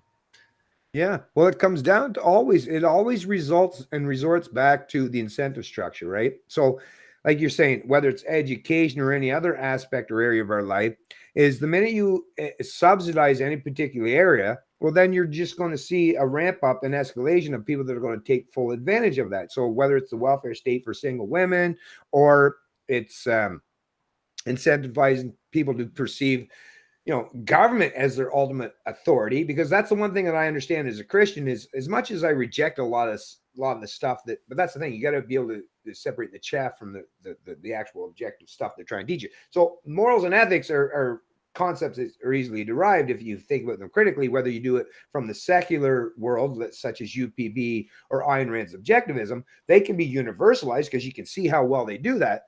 Or you can get that in an out of this world type of concept in regards to God or a creator or an abstract authority. But once again, the minute you've placed that authority in the hands of fallible human beings that have the pretense of authority over large portions of the population, well, that's always a recipe of disaster. As much as I reject a lot of the fundamental aspects of religion and Christianity, because like I say, I don't want people to constantly think about things so fully in the abstract or in a mystical concept that they're susceptible. I agree, right? Yeah, like I don't want to people to be susceptible to mysticism, because that can be very much destructive, and we know throughout history. And I think at some point in time, UPB and objectivism, someone's going to figure out at some point in time that it'll be as universalized, it'll be the same as saying 2 + 2 is 4.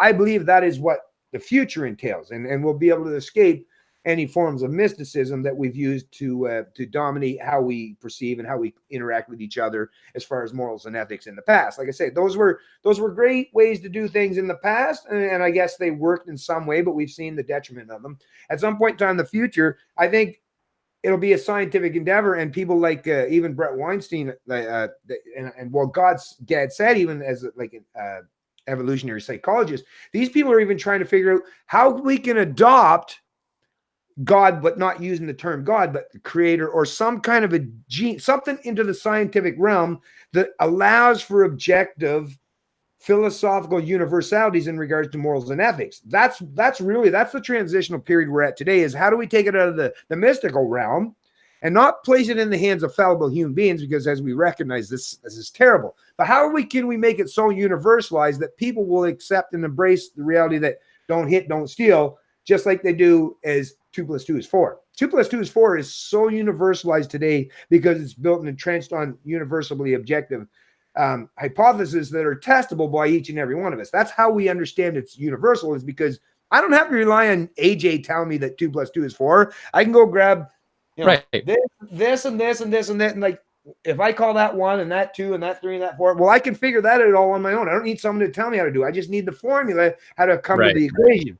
Exactly. That's all we need. That's all we need now is take UPB, objectivism, and well, even Ayn Rand said the grounding, the very premise of her philosophy comes from Aristotle, is, the observable universe. And even for those of the people that, let's say, are a little bit more in the out of the world kind of thing, and their conceptual belief is that we're brains in the tank, and Molyneux has referenced this as well. Even if you want to believe that, like, there's, like, we're just, brains in a tank somewhere, and we're being manipulated by, well, that's all you know. That's the only world that you know. You're not going to be outside of that realm. So if you're going to live in that realm, even if it is some construct somewhere else, what's beneficial, what's universal for you, even living in this as a brain in the bucket, what's going to be most conducive for your having a meaningful, happy life going forward? And it's not just meaningful and happy for you and fulfilling, but for everyone else around you. So like I say, it doesn't matter if you're in the brain in the bucket, or if this is just the objective reality that you have to deal with. And that's just, when we die, we all just turn into soil basically at some point. No matter how you want to think about things in the abstract, as far as things that are outside of our control, I don't really care about that. But in the real world that we have to live in today, well, what is going to be most beneficial, not just to some people, but that gives universality as far as a semblance of morality and ethics. And that is the thing that I think UPB and objectivism has done so well. The only problem is, like I say, is we haven't figured out how to, like, we don't want to throw out the baby with the bathwater as far as mysticism, because we've seen how many positive traits and attributes it has given to us going forward. But at the same time, how are we going to transition past the mystical realm to a completely objective standpoint as far as morality and ethics? How do we do that transition without a whole lot of pain happening along the way? That's the problem, right? That's the problem. And once again, I say this so many times, but Nietzsche acknowledged that himself, is fuck, the minute we kill God, oh God, now we have to rely on human beings, right? And it sounds good. Right. And you and I today, as much as I love Ayn Rand and the beautiful philosophy that girl conjured, I mean, what an intellectual genius she was. And she was so willing to challenge so many people that were, man, it was tough. It was like being an atheist, right? And going up to the Pope and saying there's no such thing as God. That's what she was doing, right? To the secular world. And she put a lot of ripples in doing so. But how do we get through that transitional point? That is the $64,000 question, is how do we transition to that point without going some Gradual. kind of protracted point where we're having, because you know how it happens. One thing I don't want ever to happen, which is why I always say it's all about intellectual evolution, not revolution, is what I don't want to see happen is us to go through another fucking 200-year point where we're just, we think we figured the problem out, but all we did was start a whole new cycle of bullshit. I don't want that, right? Not the information age, man. And that's what we're trying to avoid, is the cyclical nature of society, right? And how it's, we get to a position, and then it goes and it degrades, and we get to a position, it goes and it degrades, and it's like, how do we prevent that? And there's issues with religion when it comes to that. It has many faults, right? That can lead down negative roles. So that's why, I even did a stream about this the other day, right? And we're talking about religion with Joe Hazelton and objectivity and truth and exactly what that is, and but the thing is, because I think there's so many people that lack or don't want to or don't believe, etc., that there is such thing as a objective morality, right? In the meantime, it might be preferable for people to be Christian, because what you were saying before is you want to avoid the hard fall, right? You don't want to have that huge impact. So to avoid that, we need to restructure things gradually, right? And You need to convince people. It's like, okay, we don't need to cut welfare off completely right away, because yeah, that would be harmful to people. People are reliant on it at the moment. They have no, the economy hasn't figured out a way to create jobs for these people yet. So it would be in a massive problem if you're just to cut everything off right away, and it would be very difficult for people. Who knows what the fuck would happen? So everything that we do, we scale back. It has to be done gradually. So then if there is a fall, it's a much softer landing, than opposed to what we are heading for right now, with everybody is in massive amounts of debt, ridiculous amounts of debt. Canadians, on average, I think are some of the most indebted people in the world, especially now under Trudeau raising the debt rates for us all and stuff. So that's just future debt that our children has to pay, so yeah, it's a horrible situation we're in, but that's the part. And actually this is the thing and I'm so glad to hear people from, Richard, like I said, 20 years ago, would never had the ability to hear from so many intellectual geniuses and leaders as far as intellectual thought. But listen to people like Richard Dawkins, or even Jordan Peterson and people. What I love today is like I say, it's like, to me, it's the Enlightenment era 2.0, is hearing people try to figure. And I think ultimately this is what I'm perceiving anyways, and it's like, damn, is this really the only way we got? Is this all we want? But I really believe that, I guess we're going to have to, predominantly because the mysticism of the state is such a profound, harmful concept as far as humans. Like, there's a direct correlation to how much harm can happen as a result of belief in the state. So maybe that transitional effect, but at the same time, it's like, Jesus, do we really have to digress to progress? But I don't know, maybe that's the case. But yeah, we might have to, once again, place, our faith, or whatever the hell you want to place it. But if I had the choice, like I say, an abstract authority that's completely arbitrary and out of this realm called God, that has some universal qualities that I agree with.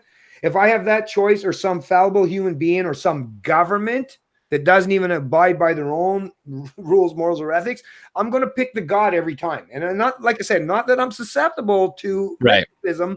It's just, I'm saying that abstract firmer set.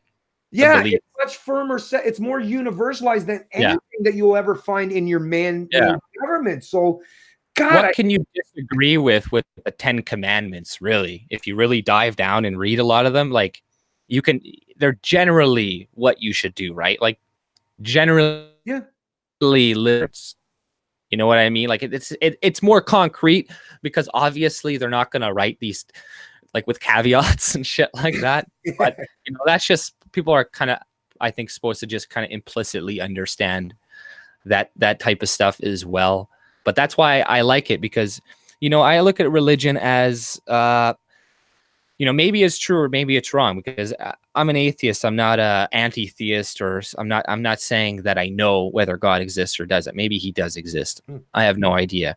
But the commandments, the book, the teachings, the things that have been written down are, I think, human knowledge of things that we've learned that works, and that we're trying to pass on to our older, or next generations through, story, etc.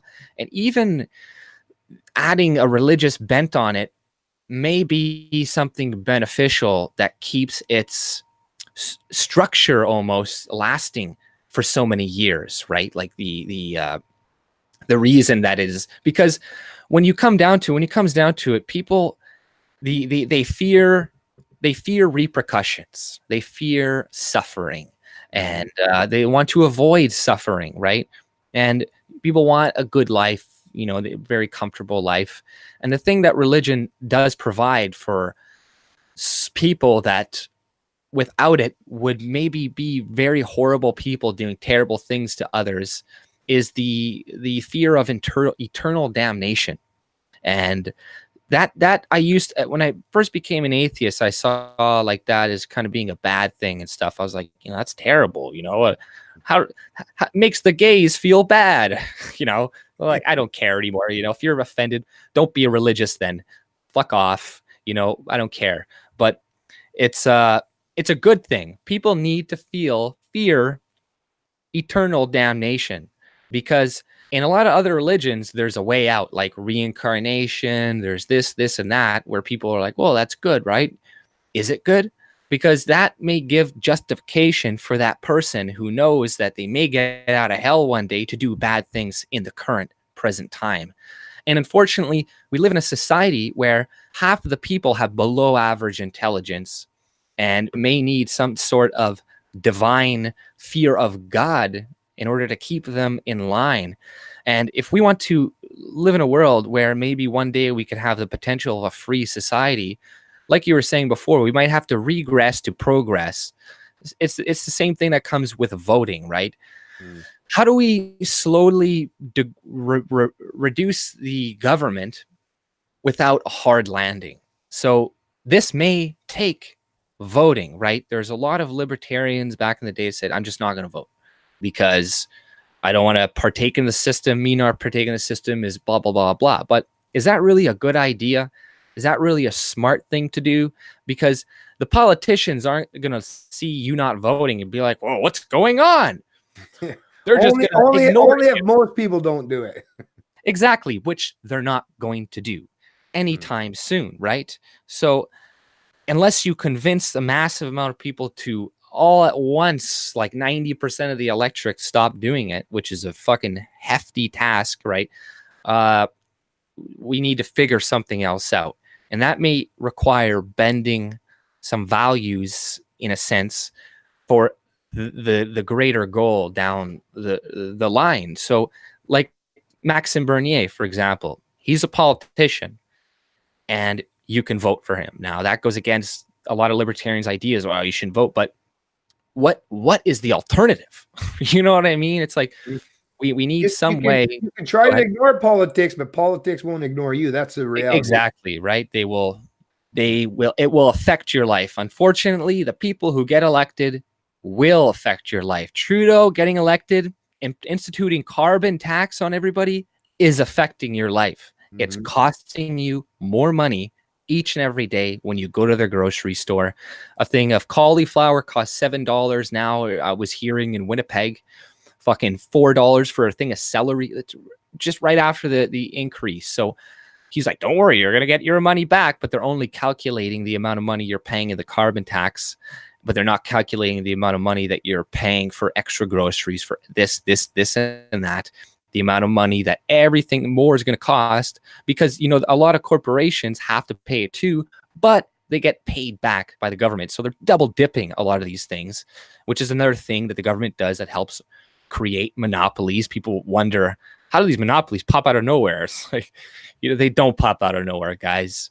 Oh, we need the government. We need a massive monopoly to stop all these other monopolies from forming. It's like, no, that this one is the one creating these monopolies in the first place, like Facebook, YouTube, Twitter, and then they nudge them and say, hey, censor these people for us. Hey, we're a private company. And all these stupid fucking idiots are like, capitalism is bad. We need National Socialism. And you're like, oh my God. You know, I don't know what to say with people, but it's always 90% of the time the government. And yeah, we as a people, what does the government people say? Well, yes, it comprises of people and we all legitimize it. So we all have a role to play in what the government does too. You know, without our, like I said earlier, without our consent, nothing would be happening without everybody's consent at once.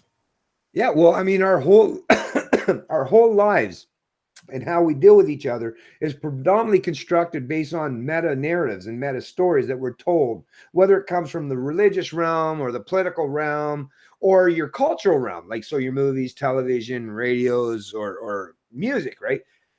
Our lives are built because each of us as individuals, we don't have brains enough that are developed enough in the course of our short lives to understand everything, and nor do I expect we'll ever get to that point. Although I don't know, like the future is open here and open to interpretation for sure.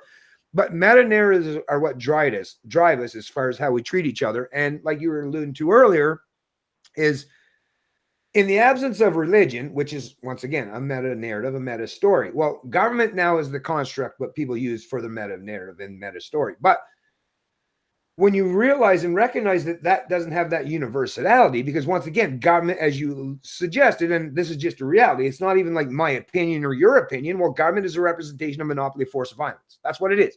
So if some people have this ability to use preemptive violence or force to impose their mandates or edicts on others, well, now that's not a universal ethic, and that's not somewhere where you can drive anything that's going to be a constructive meta narrative going forward. Science, like mathematics, we humans, we constructed that all on our own. It actually existed in nature, but we had to create a language, and we had to create meta narratives and stories and derive concepts from those meta narratives and stories to describe that world so that's understandable for even the people with low intellect, right? So that's something that can be done. But in the absence of the meta story, as far as like the religious constructs or cultural constructs, until, like, to me, as far as I'm concerned, the only way we're going to get past the religion of the state, which is what dominates people's minds today, is not the religions of the old, like Christianity does not dominate people as far as their moral and ethics. Now people derive their morals and ethics from the state and what the government says is legal. They basically, now they don't even understand the difference between legality and morality. To them, it's the same thing. Legality is a representation of what's good, what's right, and what's illegal is considered what's wrong and what's immoral. But that's bullshit. That's a construct once again. But until we get to the point where, like I say, we can transition from the meta narratives of Christianity, of the abstract authority, which is basically the same concept almost as science, because once again, you can't point to science. I can't say, oh, look, there's science right there. Look, there. Oh, look, there's math. It's a metaphorical concept. It's a construct that we derive based on the observable universe and the universalities. If we're going to use something as far as like gravity is easy, because look, you just drop something and you do that here or somewhere halfway around the planet. But ethics can be derived and constructed to be universal, as we understand through UPB or Ayn Rand's objectivism. So it's just a matter of, I think the transitional point, and this is just me, once again, I'm not I'm just one dude. So by all means, I don't know if this means anything to anybody. I'm just my own thoughts, my own mind. But I think the transitional period means to get out of the construct of the metaphysical world and abstract authorities such as God, in that mystical realm. What we need is people like, and it happened, like I say, through a lot of the decades I was growing up, I thought we were going to get that point because a lot of the meta stories that came from our cultural, like movies, television, seemed to be aligned with that, right? So it seemed like it was going to make us transition where we could turn that into a scientific reality where it was going to work perfect, go from the mystical realm to the constructs of the metaphysical realm into the objective world, and then be brought into the modern world into being scientific, like mathematics or gravity. The problem is people along the road, like Marxists, culture Marxists, some of the postmodernists, or some of the ones that came from the more scientific realm that were just pure based on trying to figure out objective reality. They forgot about the fact that in your pursuit just to come up with a construct to explain the world, the physical world that is a representation of the world you around, if you don't take the construct of morality and ethics into that equation, well, just explain the world in the objective sense, well, that doesn't leave anything open for morality. I think the meta stories is what's going to take, and like I say, that's a cultural transition. So you need a cultural, and I think we had it going for quite a while, and maybe that's enough. Maybe we've had enough. Like I say, I don't know. Maybe in 100 years, I'll be able to look back, or not me, but someone will be able to look back and say, actually, no, that was enough time. It just, there's this transitional point where people went from the metaphysical world and abstract authorities to, just objective reality and immediate gratification to universal ethics and morality as far as like science. That might get to that point and transition that point at some point going forward. But to me, that's the only transitional way to go from the metaphysical realm and abstract authority to making it into objective, logical, and universal consistent morals and ethics, is we got to get those kind of meta stories being propagated through our cultural leaders, like I say, through music, because people aren't always conducive to, most people actually don't even care to go to pay attention to politics for the most part. I mean, in Canada, there's at least 40+% that don't even delve into politics ever. And they're like, don't give a shit. And a lot of people don't go to church. So in the absence of those people, you might be able to make that transition easier. But with the large percentage of the population that aren't going to fit into either of those paradigms, well, that's where the cultural narratives, the cultural meta narratives have to take place. So like I say, the music you produce, the poetry, your just even how you use your language or movies or whatever you use to give people some kind of constructs of how they should think about things in terms of the objective world and what morality and ethics even entails, is that's the transition that needs to take place, is allow culture to make that. Because like I say, science, that was totally cultural. It wasn't imposed on us. It wasn't authoritarianism. It was just a natural evolution of the mind, realizing that yes, there's a real observable world that we live in, and we got to figure out how we determine and dictate how that unfolds. Well, that can be done in the ethical and moral world. It's just much more difficult because there's much more nuances to it, right? Because like I've said so many other times in the past, just when you think you've nailed down morals and ethics as far as being universal, well, then you can introduce into the equation, and I love using this example of, the one person laying on the tracks that's your son, and the three people that's laying on the track that are complete strangers. So as much as it sounds easy that we should be able to make morality or ethics universal, but there's always these weird stories or these concepts or something that might actually play in real world where it's like, shit, that doesn't actually fit nicely into this little box. So it's not. But you would just not. Those I think are tricks, right? To try to fuck with your moral code, like that one with the whole fat man throwing on a train, right? This tries to put you in a situation where it puts a Christian in a situation where he has to break the commandment of thou shalt not kill, right? You know what? You don't throw the fat man over and you let all those 5 people get run over. You know what I mean? Like that, I'm sorry to say, like that's just like the more ethical thing to do on average. Like you don't kill somebody else to save these. Maybe this fat man is going to discover the cure for cancer one day, and you just damned hundreds of millions of people. So I can make another fucking moral claim. And no, this is by fucking people that try to fuck with your mind that come up with this shit. And there are, it's preferable behavior, right? Little kids can learn like what's preferable behavior. Like dumb people can learn this and stuff, but it's really hard to just, I think people are just so brainwashed that they're like, even if they can get it, they're like, no. And then they're like, whatever, just go be religious, whatever. As long as you're good and you don't interfere in my life and shit, I don't care. As long as you don't interfere, you don't take my shit, you don't steal from me.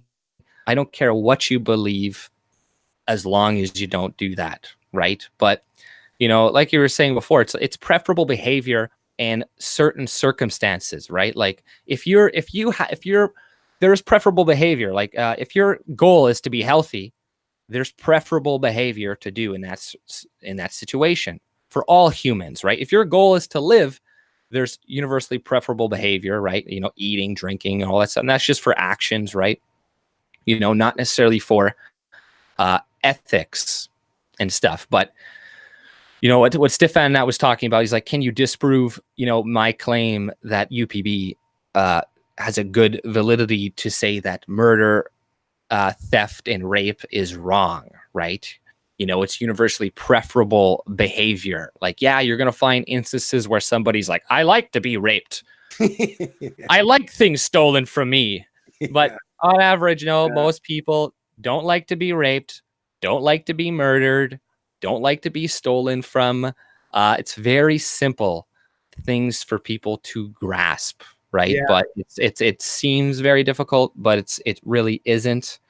And yeah, people will rebuttal with like, it just depends on, morality comes from the group and numbers and the sheer numbers of people. But it's like, no, you can't derive your morality or ethics through the natural world. Like you can't look at a bunch of gazelles getting torn apart by lions and be like, I'm going to get my ethics through this, Exactly. Yeah. No, you can't fucking do that.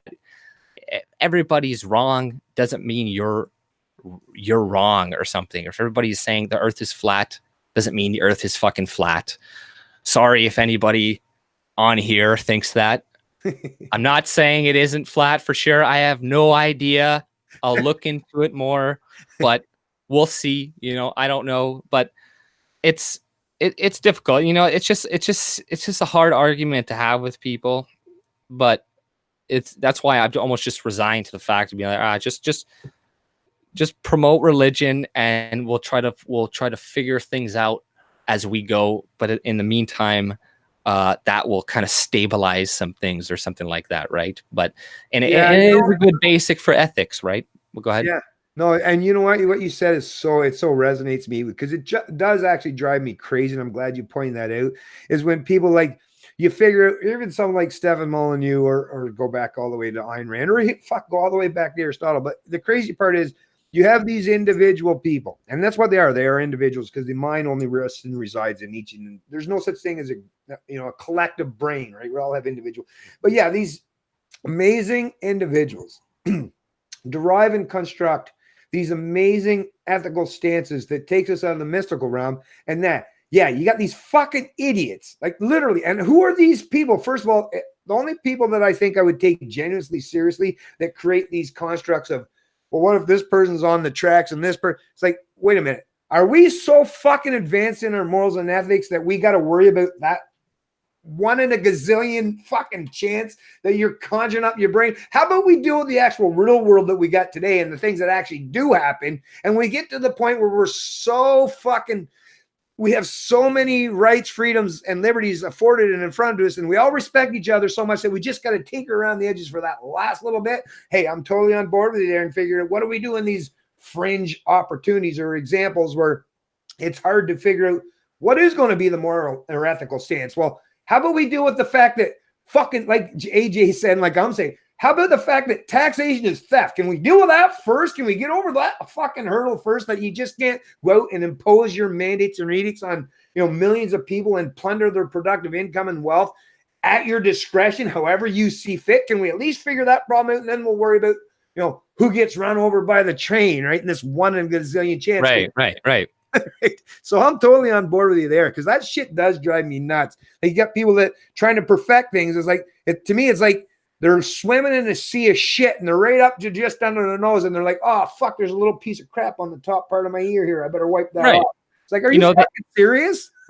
They don't have their own modes of ethics or anything like that. All what a lot of people have is deconstruction, right? And that's, keep going, man. I just got to turn my fan on. Keep going. So just one second. And that's what essentially they do, right? A lot of people, they have no ethical morality or forms of ethics themselves whatsoever, and or anything else really. Other examples, other things too, and they just dismantle. They just dismantle everything. And I remember seeing something a while ago, and they're talking about, I think, the Frankfurt School of science or whatever in the 60s, and they were talking about how that was pretty much their goal, was just to deconstruct everything, deconstruct this, deconstruct that, deconstruct religion, deconstruct that, but don't actually repair it, don't actually offer a solution, some alternative. You just gotta kind of fuck with your belief systems and leave it ruined, right? And this is what a lot of people do, right? And you get those ethical questions like that, and you're like, well, is it better to throw a fat man to save these 5 people, et cetera, right? It's like, yes, doing that would save these 5 people, but it's such a wild example. How do you know? Do you know the calculations in your brain that the fat grease of this man is going to slow down the fucking train? No, nobody could do that. Nobody can do that. Nobody's like, some guys probably, and I don't know what type of train would slow down with a fat man anyways. It's like, I don't know.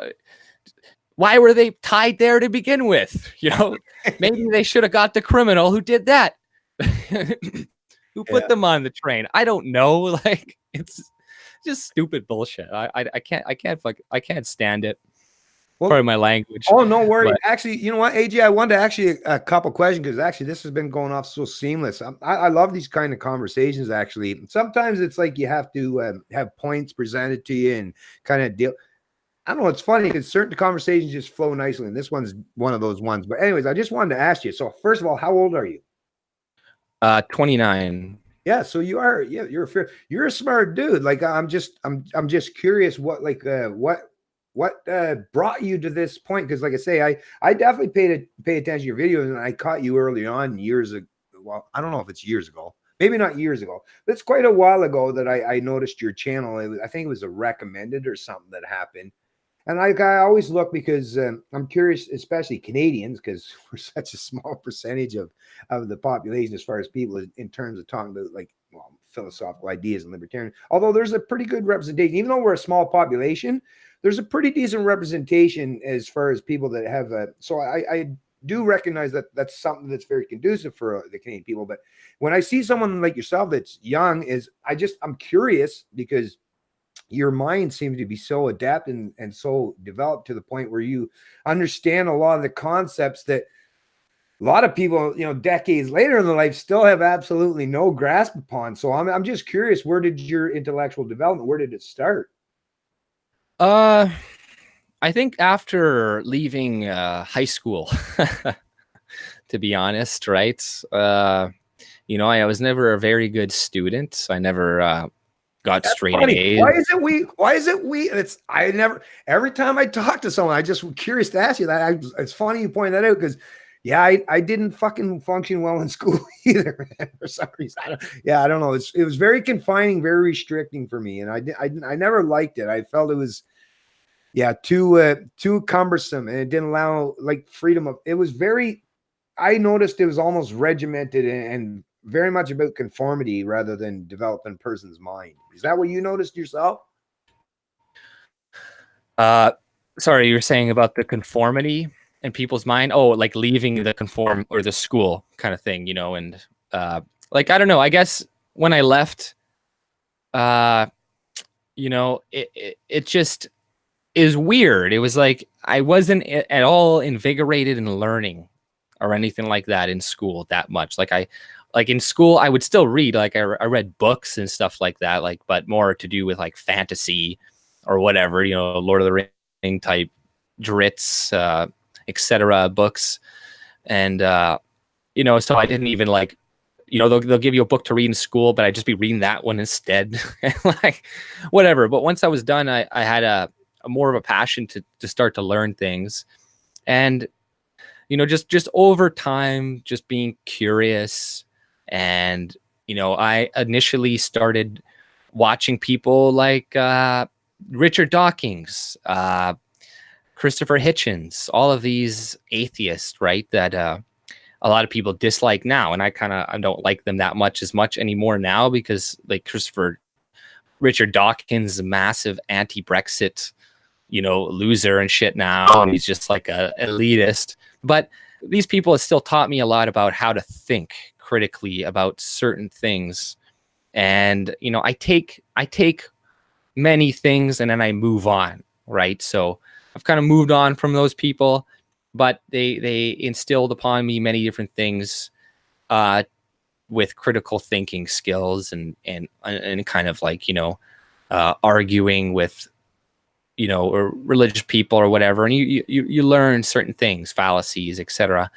And then over time, I started to sway away from those people and start to go more in the conservative sphere of YouTube and stuff. And then, seeing people, I think like Joe Rogan and stuff, he wasn't really conservative, right? But I think actually that was probably one of my first introductions to more of a right-wing type sphere of YouTube.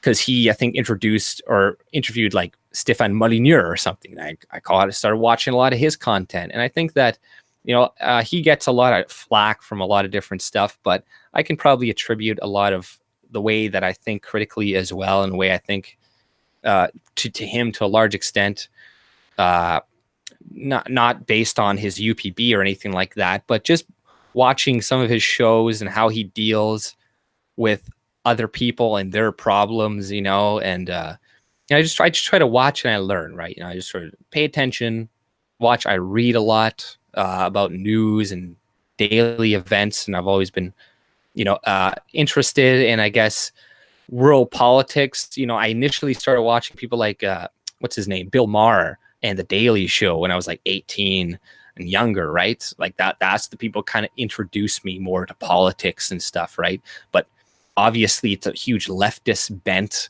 And it wasn't until years later I'm like, wow, those people were or poisoning my mind and shit, right? I was never a hardcore leftist or anything like that, but you know, I got enjoyment from watching those political type shows. But you know, deep now turning away from TV, I don't watch any TV. I haven't really had a cable subscription in years.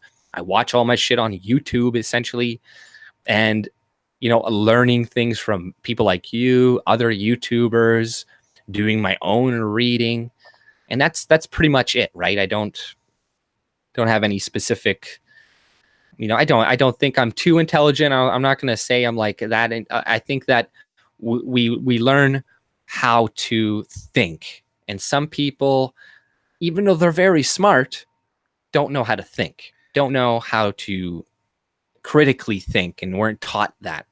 And even some people that are less intelligent, they may know how to think critically at least, and observe the world critically. And you know, your own past experiences also color your perspective on the world too, right? I didn't grow up pampered. I grew up working for everything. I've been on my own since I was 18, paying for my own rent, paying rent since I was 16 years old, working since I was 13, 14, working long before that. So I don't have the typical millennial experience that a lot of other people in my generation do have, where I have some friends that are living with their parents or whatever, and they're in their 30s and they've never lived on their own practically, or for like a year. And, you know, like you were talking about earlier, and these parents are practically Gen X, or some of them are Gen X, or some of them are boomers. But like, I'm not trying to blame them, but they keep their kids home for really long and for their own benefit, but it's not good, right? It doesn't help them. But it's not as easy as just kicking people out on the street anymore, because of the fact that we have massive immigration. We have all these other problems that do force people to keep their kids inside a little bit longer to some extent. But yeah, that's pretty much why I have the perspective that I do right now. Well, I think what you're saying, well, first of all, you obviously have an open mind. So that's obviously something that, and I don't, like I say, I can't even, I would love to know, but there's no way I can possibly know. But there are some people that seem to be susceptible to having that openness in their mind. There are some things I think correlate and make that more conducive for people, which, as you suggested, allude to, as far as having some independence. I've always known that even with my sons. Both of my sons are out on their own and independent. There's been times where like they were going through some hell of a rough time, but it's like, well, I would always, like, I would never let anything happen to my kids as far as, like, you know, if they're really in detriment. I would always, of course, that's what, but I always felt it was very important to teach my sons, or if I had daughters, I just don't have daughters, but it would be the same thing too, is have some semblance of independence at some point in their life, because then it gives their mind the ability to think, where it's not just constructed based on everyone else is telling you. Now you have to deal in the world with you. You have to problem solve, right? That's the thing with independence, is it's scary at first, and we all have had to go through that. And fuck, I don't know, when I quit school at 15, my mom and stepdad, is like, they had to actually sign the paperwork and say that I could go work. Because when I think it might even be that way now, but because I was under 16, I wasn't even allowed to go work. But I went to work with my stepdad at 15 years old in the lumberyard. But that kind of independence I will say that helped me out tremendously to think about things that would have never even been presented in my mind while I was dependent on others. So there is something that, and like I say, in nature, that's even something in nature. So that is a biologically determinist factor that you need some, as far as I'm concerned, you need some semblance of independence, right? And that's the only thing I think that's going to be conducive with allowing people to think critically about things that actually affect them. We need to suffer. Yeah, well, there has to be something, right? There has to be something. Just like, well, I even tell my sons all the time, even when we're going, or even myself, I always say, yes, we might go through some financial hardships now, and I get it. But think about if we were living 300 or 400 years ago, right? I mean, we might have to worry about, we might not have to worry about, is this employer going to hire us or what? Or can we start this business? Is it going to be, but you're still going to have to fucking feed yourself. You're still going to have to find a cave to dwell in. Or so, like I say, I think the human experience, well, animal and nature, like, that's what I mean. Humans can separate ourselves from nature as far as morals and ethics, but you can't separate yourself and nature from the fact that you don't realize that what it is to be part of nature, because we're never going to be completely abstract and removed far enough from nature that we don't need to understand these cause and effect correlations with, with the incentive structure. I don't think that's ever going to happen. But once again, the future is up in the air and open to interpretation. But as far as I know, in the immediate future, we still need natural incentives to help steer us and guide us in some way. And like I say, the only thing that I've ever noticed in my whole life, and even for myself, I've said to my mother, we've had lots of arguments, but I've even said to my mother, the one place where I can say, the one area that I can say that I'm very grateful is that while you were too busy, because her and my dad got divorced, and then she met my stepdad, and my stepdad's great. I'm not even saying that this isn't negative. I'm just saying, but while she was doing that, I had so much independence because she wasn't worried about me, and I was a Gen Xer growing up, and basically like what they call a latchkey kid. I basically from about the time I was 8 or 9 years old, I just fucking lived however but what it is, it gave me the independence to go out and do everything and experience life in such an objective reality world that I learned all the things that a lot of people would have never been susceptible to learn if they had everything constructed for them. If they had everything nicely, constructed to protect them. To me, you can't protect people. Well, you can, but while you've created, as far as I'm concerned, if you raise your children in any way to protect them from the outside world, I think my whole mindset has always been that I think you're just creating sheep for the wolves is what you're doing. If you have your children to be weakening. Yeah. And the last thing I would ever want to do to anyone, woman, like to me, especially feminists, like Christ, if you're a feminist, don't fucking ever tell a woman that she should be. And my wife would agree 100% with me, is don't fucking tell women that they need someone else to protect them or something.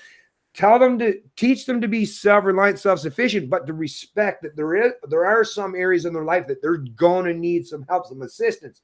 And that will give them that relationship where they don't feel. This is a thing that I've always found with a relationship is the minute someone feels like they're the subordinate, that's an automatic means for a conflict or a construct of conflict in your relationship. But if you can find a way that, okay, you might have positive attributes because of you and your dominant, like I always say, the wife, like there's some things that my wife will do and her natural tendencies and characteristics of what it is to be a woman that like I bow to her in what she can do.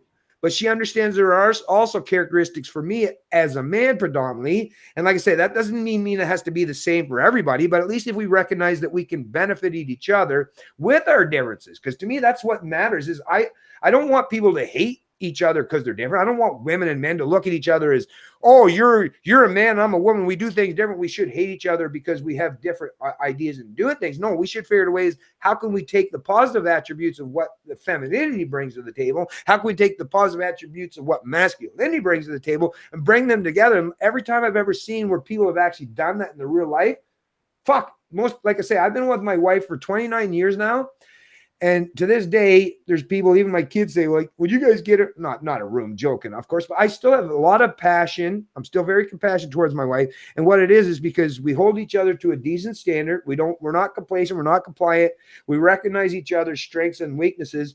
And we just have an individual respect for each other for what we bring to the table. And to me, that's not an adversarial relationship. That's not a oppressed relationship. That's not equal as far as we're the same in every way, but equal enough that she brings tons to the table that I'm so grateful for, and I bring tons to the table that she's grateful for, and our kids benefit from both of us bringing all those things to the table. To me, that's the weird part, which is why liberals today, when I listen to them, all I hear is all they seem to be predominantly concerned about is characteristics that are actually not representation of true diversity. They talk about skin color or race or all this shit. But what is the true characteristics of diversity? Well, the true diversity is how people do things and what their strong characteristics or traits that they bring to the table. And like I say, diversity is a great thing. Even their ideas, like you were saying today, you've brought out things today that I've already helped, that has helped me. And I'm a guy that, like, I think I know quite, but I'm always grateful to talk to people that can bring things to the table. And I don't perceive of you, whether you're younger or older, as being like superior or inferior. I just perceive of you as being a different individual that brings something else to the table that I can benefit from, and hopefully that you can benefit from. And to me, it's like, why the fuck would anyone think that that's not the best way, whether it's in your interpersonal relationship, in your family, or even stretch that out and expand that to society at large? How do people not think that that's not the best plan to deal and cohabitate with people. To me, that it worked out. And it's not just, like I say, it's not a construct of my mind. It's how I've observed, how I've lived my whole life, what's been most beneficial to me and beneficial for everyone else I've ever dealt with. Right. Yeah, exactly. Right. You don't need to use violence, force, and anything like that to get people on your side to do things that you want. You could just convince them to do it, through actions, through, being a good representation or whatever. But, going back on the other thing too, is like, we're talking about like why people are a certain way, the way they are. And it has to do with, like I was thinking, like suffering. Right. And I think that's interesting. That's why I look more and more at religion. I start to see more things where I'm like, that's good point they made there. And they're like, why do they emphasize so much on like suffering, right? The importance of suffering and, these types of things. And you're like, well, it teaches people a lot, right? Without suffering, we don't learn, we don't grow, we don't, if you were to put your hand on a element and your hand, you wouldn't feel the burn, but you would still, your skin would still curdle and scar, you would continue to do it over and over and over again till your hands is useless. It's not functioning anymore. So suffering is a necessary thing that humans need to endure to learn about just society. It doesn't mean we all have to suffer the same. You got to learn from the mistakes of others and stuff, but a lot of people unfortunately don't. That's why it's not good to have a safety net in society like the one we do. And that doesn't mean we can't help people when they're down, but the way that it works right now is that it prevents suffering. So then these people never learn the falsehood of their actions, and they never correct their actions. So they keep putting their hand on that element until, they're dead, right? Until, and that's what happens, oftentimes, you see these communities where we're funneling in tons of welfare and they die earlier. They die from drug addiction. They die from alcohol. They die from crime. So, it's just like that fucking, the metaphor, they just keep doing it and they're not suffering the consequences of their actions. So what do you expect is going to happen? They're eventually going to get sick. They're going to die. So suffering is needed, and people need to suffer. People that are coddled and all that stuff, you're not setting them up for success in the real world, because what happens when you die? You're not going to have you around anymore to take care of them. Then they're really going to be fucked. So what you're doing, you're thinking you're being nice, but you're really being very mean to your kids by coddling them and not allowing them to, break a few bones, right? And this is why it's really important to have a mother and a father in the home, because the mother will oftentimes be like, don't climb up that tree, so this is why single mothers, they're highly protective, or, if it's just a mom. But if there's a dad or something, they'll be like, yeah, go ahead, do some crazy stuff, learn, do that, you'll fall and hurt yourself, learn not to do it again, right? And you need those two different parenting styles, right? You need sometimes a mother who's overly protective. Sometimes you need that, and very caring and listening, and you need that. And then other times you need the father to go in. And that's why, once again, why I think we need to start to reinvigorate religion to some extent, because it is something that had marriage as one of the foundational things that is so important to society, right? If we don't have a strong mother and father in the home, everything else crumbles around it, right? Everything else crumbles around it. That's all, and that's what's happening right now. The people that are born from single mothers are like 30% more, or 30 times more likely to be sexually assaulted by random men entering the home. The boys are often hyper violent, girls are hypersexual, so, and if you look at prisons, 80% of the people in prisons, or a lot of them, one of the reasons they kill pedophiles is because they've all been sexually abused when they were younger, a lot of them. So it all leads to crime. It leads to destabilizing society. So, you know, so many things that we see in the Ten Commandments, etc., are very, very good. And I'm not talking about religion as a whole. I'm talking specifically about Christianity, because I don't want to be living under Sharia law or any of that other bullshit. And all we have to look at is society and the outcomes of society. What societies, what countries have flourished the most? Which countries have produced the most wealth, the most prosperity, the most rights, the most security, the most safety? Well, it happens to be Christian nations, Christian countries. So, you know, I'm gonna go with what works. You know, I'm gonna bet my money with the people that have created that religion, or who, like, you know, not Semites, but you know, like the Europeans and stuff that created the modern version of Christianity and stuff like that. I'm gonna go with those people and their track record on creating civilizations that are functional, safe, and fair and just. Because all other examples that I have are not, don't exist. The Muslim world doesn't have it. Africa doesn't have it. All these other countries don't have it. So, you know, it's like you were saying, like we were talking about before, we got to regress to progress potentially. Maybe I'm wrong. Maybe we don't need to do that. Maybe there's some other pathway to go, but I don't know it. I don't see it at the moment. Somebody else can point it to me, but at this very moment, this is all I see that we have. And potentially, because, you know, you just look at the media, you look at all of the attacks directed towards Christianity. Why is that? There is a reason for that, right? There isn't all this, you know, media, like, you know, when I was a new atheist before that, I used to find all this stuff kind of funny, right? And I'd watch this stuff kind of making fun of the Christian religion. And now the more I see it, the more I'm like, they're just bullying on these people. Only Christians. They're never talking about Muslims because they know they're going to get their heads cut off or blown up or shot at.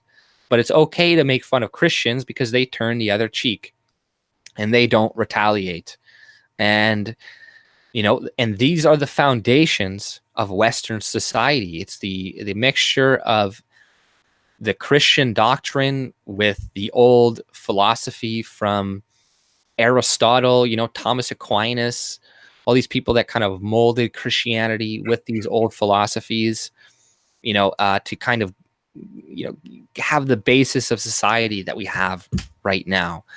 And it's because of these things, you know, a lot of our morality that we have today, you know, people, even if they don't have a moral guidebook or moral thing without religion, they still kind of adopt the religious commandments anyways as something that is good, right? And they just inherently think like all the stuff that, because it's just so ingrained in our culture, right? And it's something that we can't lose, I don't think. And it's and I regret conforming some people to be atheists or trying to somewhat, or I wasn't really trying to, but I just kind of give my own opinion, right?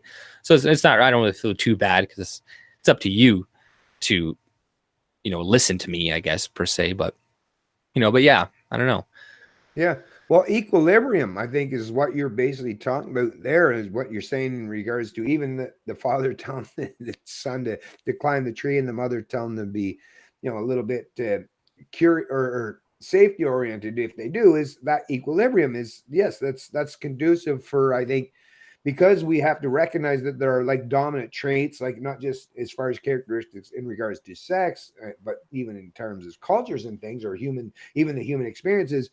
Find some semblance of common ground, because the minute we get to the point where it's just one dominant narrative or I think that might not be beneficial for humanity going forward, and that's where we will completely close ourselves off.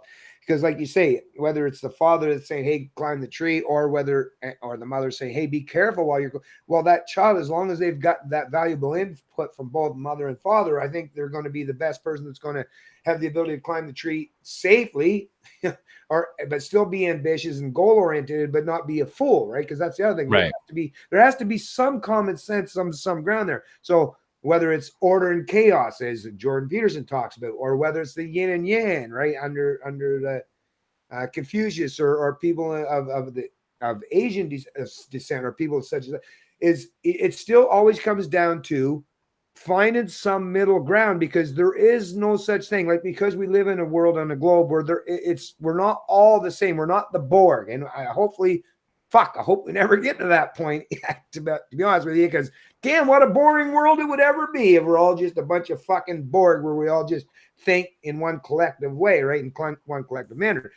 But what it does come down to is, because there can be extremes from representation of either side, of whether you're talking about politics, religion, or the metaphysical concept, as far as people derive, as far as how people should construct their societies. Or, like I say, the introduction of alternative opinions and ideas is really the only thing that will keep us grounded in any way, in any semblance, or at least humble enough, because that really is what it matters most to me. It's the humility, because once you've got to the point where you believe that you know everything and you're the end all be all and nobody can challenge that, I think that's the point where, yeah, this is where humanity is truly I think we're pretty much done for at that point in time. So it's the ability to allow for individual thought and people to challenge you on your preconceived notions, because that's the only thing that's ever advanced humanity through all of history.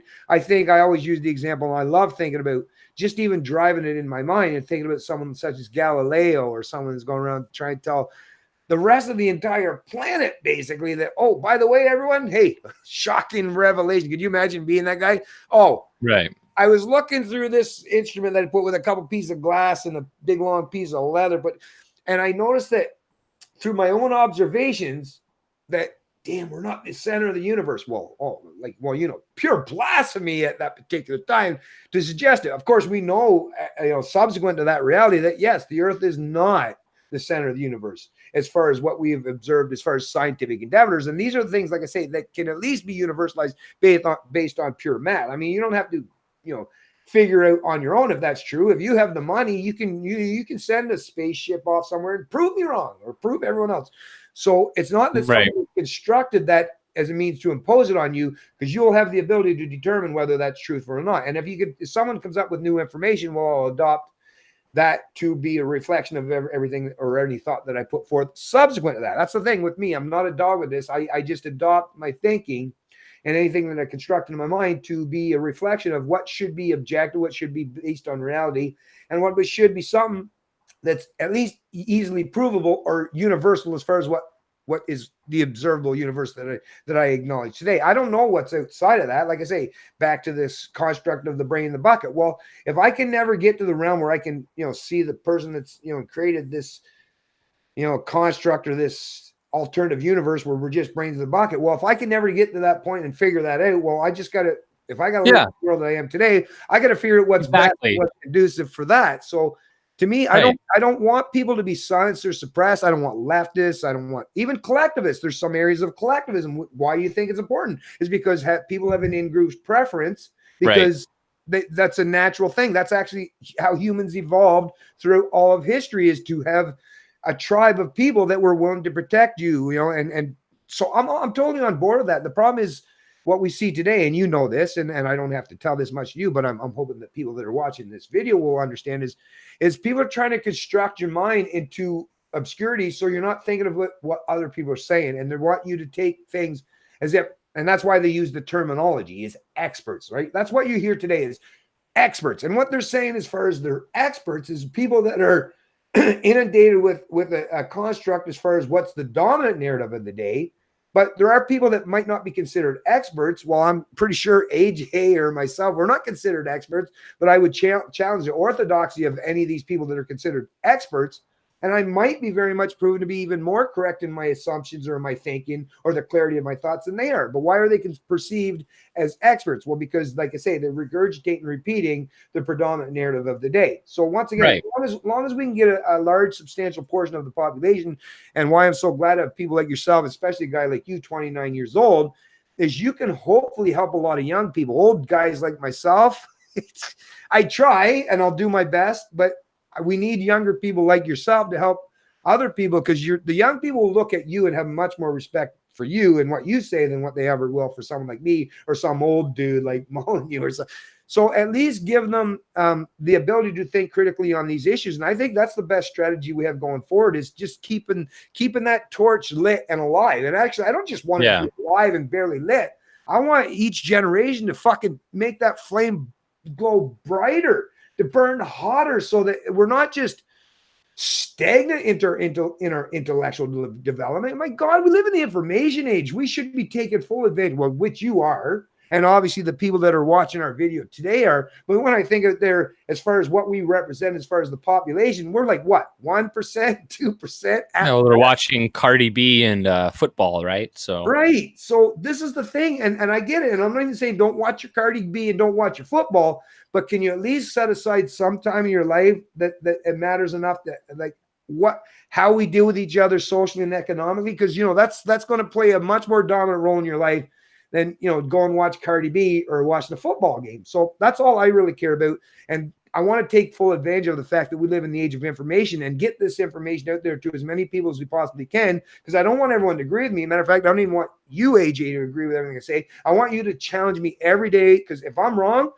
the only thing that's ever going to help me intellectually develop and get better at anything as far as what I think about is if someone has challenged me. Actually, the only development I've ever had in my whole course of my life, intellectually or even physically, is when I've had to put strain and pressure and stresses on what existed prior to that. And like you're saying earlier, is people are scared to adopt putting pressures or stresses on their life, because that's what's been conducive in the modern psychology or in the modern education system, or their thought leaders or political leaders that think that, oh no, you don't have to worry about doing anything yourself. Don't worry, just place that in the hands of some central planner and they'll do it for you. That's a terrible thing to do for, like, especially the younger generations that are coming out today in this age of information. They're basically, like I say, it's like saying that there's a whole pot of gold there, but they're saying, no, don't look there. That's not a pot of gold. That's actually just tungsten. Look over here and I'll sell you this snake oil instead. It's like, no, there's actually a whole pot of gold out there. Allow them to at least strive and reach for it. Right.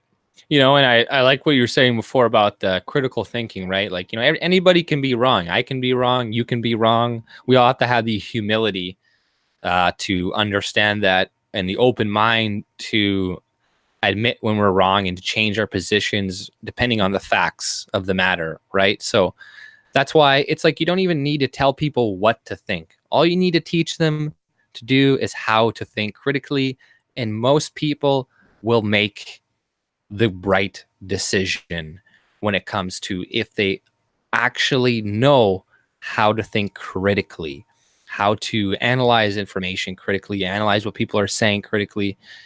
And if they can do that, then you don't need to tell people what to think, because like we were saying, I don't know, I could be wrong about lots of things, so I don't want to tell people what to think, because maybe their perspective, if they're thinking critically, they could see things that I don't see, and you know, uncover things that I never uncovered before. So, you know, it's just giving the tools to people on how to live in society. And that's not what we're teaching in schools right now and educational systems. They're just teaching them how to be good workers for corporations, how not to question much, how not to, because why would they? Why would a government run educational system that is dependent on tax dollars teach people that they don't need government? You know, it's a clear conflict of interest, which is just essentially what the government is, just a massive conflict of interest in all these different things, like welfare and all this stuff. Like, you shouldn't be able to vote if you get welfare, if you get money, because that's a huge conflict of interest. Or are you going to expect these poor people not to vote for more government assistance? Are you kidding me?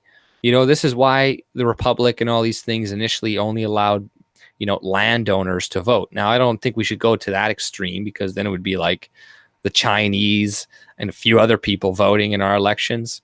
But it should go along the terms of whoever pays into the system and doesn't receive money, whoever pays a net amount of tax money into the system should have the ability to vote, regardless of age, gender, or race, because a lot of other people, and this would help things. A lot of other people, what they want to do is to be like, I want to take away the vote for women, right? And honestly, that would help. That would be good. I'm sure it would be great. Honestly, like let's admit that. Uh, they vote for bigger government, but that would not that. There's lots of women who wouldn't do that, and whatnot, and then it makes the whole problem. It becomes a he versus she thing, and that's unnecessary. It's unnecessary to start that type of thing, and it's just going to create more division and push women away from potentially wanting a smaller government, because they hear people saying, well, we'll take away your voting rights first, right? So uh, everybody should have the right to vote, but only if you pay taxes, because nobody else, if you don't have skin in the game, you're always going to vote for more government. Now, that doesn't mean, I'm going to have to add hashtag not all, because somebody's going to be like, well, I get money from the government and I don't want to vote for a big government. Yeah, okay, we're not talking about you, all right? But the group that you're in is going to be much more likely to vote for a bigger government. So we could either spend a lot of money on bureaucracy to go to each and every person and be like, are you going to vote for a big government? Okay, we'll let you vote. That's a big waste of money. So you just say, hey, if you don't have skin in the game, you can't vote. You can't vote for anything. Sorry. Raise the voting age to probably, well, you probably don't even have to raise the voting age if it's just people who pay into the system, because a lot of people, they won't be paying into the system, be a net contributor until they're a certain age anyways. So you wouldn't even have to make fairly discriminatory laws, like how some people want to, say only white people voting or whatever, right? You wouldn't even need to do that. You would just need to do it on how much they're paying. And I agree with Stan Ulk there. Taxation is theft, right? But we got to live in the reality and how to scale back the system right now. It's not going to be done. We can either just not cooperate and just let everything go and crumble, but that's going to be a hard landing. So how do we prevent hard landing? Well, you start with things like that. You start with things like I was saying, you dismantle things little by little, or you make it so only people who pay into the government, net contributors, can vote. Now, that would still be difficult to pass politically, but it would be easier to pass that than saying, let's take away the vote of women. Let's take away the vote of these people. Let's do this. I think that would be a better means. And then by doing that, you would just by virtue get smaller governments getting voted into office that spend less, that open up the market to the free market. And then at least we're closer to our goal. And people, because we're so convinced right now in today's society that government is the answer to things, and that privatizing things is bad and is going to ruin everything, right? You need, like in Canada, in Manitoba, now they're hiring private nurses to come in, and they're paying them, and the CBC is writing it like it's the worst thing that has ever happened. But they're just doing this so to alleviate some of the overtime that people some of the current nurses are working. But when people see the results of privatization, when they see the results of less government intervention, then they're going to naturally want to reduce the size of the government in that terms, right? It's once they start to see the benefits of it, because we're just so convinced that everything is going to fall awry by removing this government assistance here, by removing this funding here, but they don't understand that oftentimes the free market can replace that and do it more cheaply and better, more efficiently. But people were like I said, we're just very brainwashed today's society. Yeah, well, what you were saying in regards to voting, what I always found strange, because if you understand the history of even not just Canadian government or American government, but even going all the way back to the UK and the British and common law and the way they rule, historically, well, at least long enough ago, at least if you go back a century or more, actually even legislatures, bodies of legislation were usually only held once or twice a year. Because I mean, once you've figured out, just like, you know, like we were alluded to earlier, that just the basic concepts of how we cohabitate, coexist amongst each other, the very simple concepts of don't hit, don't steal. Once you've constructed those concepts as far as legality, and not just morality, but legality as far as the system. So if someone steals or plunders someone's, or takes from their productive income or their property, invades their property rights, what the hell do you need? Like, subsequent voting should only be based on if something that actually comes, that's something that hasn't been dealt with before, right? As far as intellectual endeavors, as far as social and economic interactions, and how that's universalized as far as how we treat each other. But why the hell would we think that you should have people that have a job that literally where they sit year in, or all year basically, except a few little vacation periods, where all they have to do is sit and conjure up ways to construct new rules, laws, and regulations? Because I think about it. Now, I did a video about this just the other day. If you give people these fucking ridiculous incomes to become politicians, and all they do is sit in these legislatures, and their whole job is to conjure up and think of ways to fucking centrally plan the economy, well, of course, the only way that's going to work is if they feel they're, you know, even those people are going to feel, well, I got to do something to be fucking worthy of my paycheck, right? So they're always going to be constantly coming up and constructing ideas and how to feel like they're doing something constructive in reality. But all they're doing is creating legislation that picks winners or losers in the social or economic realm. In reality, once you have a system that's derived and based upon universal ethics, morality, or genuine legality, is what the British common law, going all the way back 800 years to Magna Carta. Once you've derived all that, and it's taken you almost a century to, or I mean a millennia to get that point, why the fuck would we think in 2019 that we need people that are paid to sit and all they do all day is to figure out ways to come up with a plastic tax? Like I said, we already know that there's lots of ways to incentivize people in the free market to do things properly. We've seen how well that's worked out. I mean, the West, under the most free market aspects of the economy, without central planning governments, we actually, the West, the richest, wealthiest, productive nations are actually the ones that are the cleanest nations around the world. So it's not like you can't incentivize that just by using market fundamentals or market structures. That can be done without top-down authoritarianism. But like I say, once you create the construct that we live in today, where people believe that you just got to have these, not just politicians like the premiers and the prime ministers, but now an entire bureaucratic state of not just elected officials as far as MPs, legislators, or those who represent the Senate, but now you got a bunch of people that are policymakers as far as the deep state or the bureaucrats. Well, I guess they feel with their paychecks, they got to constantly be coming up and constructing new rules, right?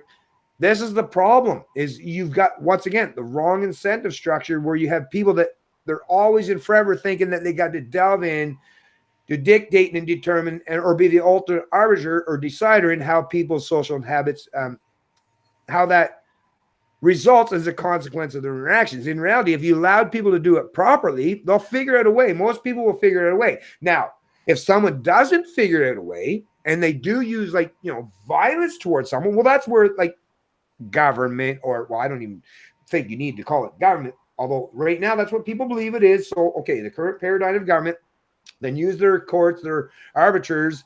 But once again, that's still not going to determine that the person gets the proper decision, because once again, they're fallible human beings as well. But either way, like I say, under the current paradigm, you know, dealing with arbitrating actual civil disputes or criminal disputes or criminal investigations, that's a totally different thing. But to have an entire body of people that are sitting there and conjuring up ways to manipulate how we should deal with each other social and economically, what you're seeing is an entire generation of people that now, rather than, like, an example I used the other day, and actually I even took down the video because I recognize that in some way I respect the property rights. So as a libertarian, I respect property rights. But if you're getting to the point where now you have to turn to the state to use laws, rules, and regulations to kick people out of your apartment that are disabled, it's like, what the fuck?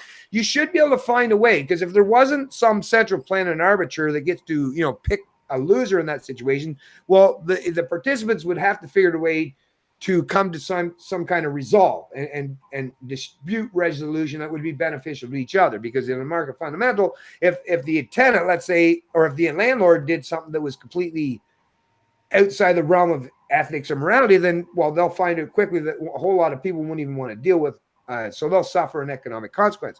But once again, once the minute you place the final arbiter in the hands of these central planners or governments, well, now people don't realize that, or don't even feel that they have to deal with their neighbor, their coworker, their friend, or someone in their community as a personal interaction where you can kind of figure out how can we come together and figure out what's the best practice, or how we can figure out, can you smoke your cannabis on your balcony? And maybe if I have a child, maybe we can say, okay, if you're smoking your weed on your balcony, just let me know, and I'll make sure my daughter's not out there at that particular same time. Or, there's all kinds of ways that we can figure out how we can deal with each other. But once we've placed that outside the realm of personal responsibility and accountability into the hands of some third-party arbiter, well, now there's no actual incentive for people to deal with each other and respect each other as individuals. Now they're just looking to impose their will, their mandates, or their edicts through like what they perceive as the final arbiter of the state. So it's just people imposing their will on everyone else. And that's not beneficial for society at large, because now you just have a lot of people that are resentful to each other. They won't talk to each other. They don't even want to deal with each other. I mean, how many times have you lived in any area? And I know myself, growing up in the inner city of, Scarborough, the east end of Toronto, is there's people that might have lived amongst each other, not necessarily in my particular building, because a lot of us were from the same area, but might not even know your neighbor, because everything you do is you just call up the cops, or you get someone else to dispute your problems or your issues. Where if you had to deal with each other or perceive each other as individuals and understand that you got to respect each other's sovereignty and their individuality, you will find some way to figure out what's the best practice, what's the best measure, because you're going to have to deal with them not just today, but next week, next month, next year, next century, or next decade. I mean, so once again, the incentive structure is destroyed when you create a legislative system that now every time someone has a problem with their neighbor or their coworker or someone else, they just turn to the state. Well, where's the accountability? There is no accountability, and there's no responsibility, because everyone perceives that, I'll just place that in the hand to some third party. And when that third party, well, they're not anyone that's actually actively involved and has a full grasp or understanding of how that situation, that scenario played out. So are they going to be the best decision makers? I don't think so. Right. No, exactly. No, they're not going to be the best decision makers. Right. And, it's, I don't know what's going on in society right now, though. I want things to get better. I was just kind of reading the chat a little bit there and stuff. Oh, yeah. Actually, I forgot that. Actually, yeah. Sorry about that. Right. Into the chat thing there, but go ahead. Yeah. AJ, man. Yeah. Go ahead. Yeah. And I think a lot of just people were looking for some type of hope that things can get better to some extent. And also, like, I think there's a lot of black-pilled people, and I don't blame them for that, right? To some extent. Like, people think like, oh, we're kind of done for. Maybe they're right. Maybe they're right. But it's hard to figure out kind of I see signs though of lots of awakening in people. And I think there is a chance, there is a possibility. I don't think it's good to ever give up hope that things can change, because if you look at history, that's all it is change. The only constant in life is change. That's it. So all throughout history, things don't repeat themselves, but they do rhyme, right? And I think that was from Winston Churchill or something. I think he made that quote. But just because things in the past have went astray and it looks like we're on the same path, I will tell people that doesn't mean that we will end up on the same path. Doesn't mean that we can't turn the ship around. Doesn't mean that we can't. Maybe it's like an asteroid. All it needs is a slight shift to change course, and instead of catastrophe, we can avoid it. Maybe there is that. And I'm always scared to try to make people feel hopeless, because once we feel hopeless, that's when I think a lot of bad things are going to start happening, in society, violence, terrible things, right? And that's why I want to give people hope. At least whenever I talk about stuff with the small government, I always want to remind them that, hey, that the system we have is terrible right now. It's not helping anybody, but we could have better. We could replace it with something better. Like, you could have a better life, and at least people have an alternative. Because I see what some people do is they'll just kind of be like, we're all gonna die, fuck it all. And it's like, what are you left with that afterwards? It's just like, you go home and you're like, guess I'm gonna slit my wrist or inject myself or whatever. You know, Yeah. people need hope. We need hope. Yeah, and you know what? It's thanks to people like yourself and maybe even someone like me and we all know this is just a reality. Every time, like I say, whether we listen to music or watch television, or all those people, those individual characters predominantly that are the guiding influences in our life, and we all know that. Like I say, whether it's some personal hero in your life, might be your dad or so, but there are people and just individuals, just single individuals that can have a profound effect on a lot of people's lives. So just knowing that there are people like you out there that are doing what you do, never sell yourself short in the knowledge, because it's really hard to do it or to think about or perceive your effect or your influence in the here and now, because you're living in the here and now. It's an impossible scenario almost, unless you're right. blowing up and like, you're the guy that's trending, whatever, but you have no idea how much of effect you're having on a lot of people. So the way I look at it is just do your best. That's my thing, is I'm just going to do my best. Right. As fallible as I am, I'm going to make mistakes, as long as I'm always at least open to accept that I am a fallible human being. I'm going to make mistakes, and I'm allowing people to correct myself. Like I said, even as a libertarian, I will say this, even though I understand, like, and you were talking about this earlier, as far as philosophically, voting to me, that's illegitimate, because it's just me choosing to pick a political master to control other people. So but I also recognize, like you were saying earlier, but as much as I want to, if I want to maintain some kind of purity and just never vote, but like you were saying, and I kind of reflected that as well, as politics doesn't forget about me. It's not going to leave me in the equation. So as much as I don't want to impose myself or my ideas on anyone, if I'm not actively engaged in some way, or at least and doing what I'm doing, because that's the thing, I won't just go out and vote, because I don't think I would actually be doing anything that's beneficial. But if I at least explain to people that I'm going to go out and vote here in November, it's not that I have this faith that Maxime Bernier or the PBC is going to be the savior. Everything's going to be great. All I'm saying is, right now, there are people that are going to vote for parties that are not in my best interest for caring about individual rights, freedoms, and liberty, just like throughout many times in the past.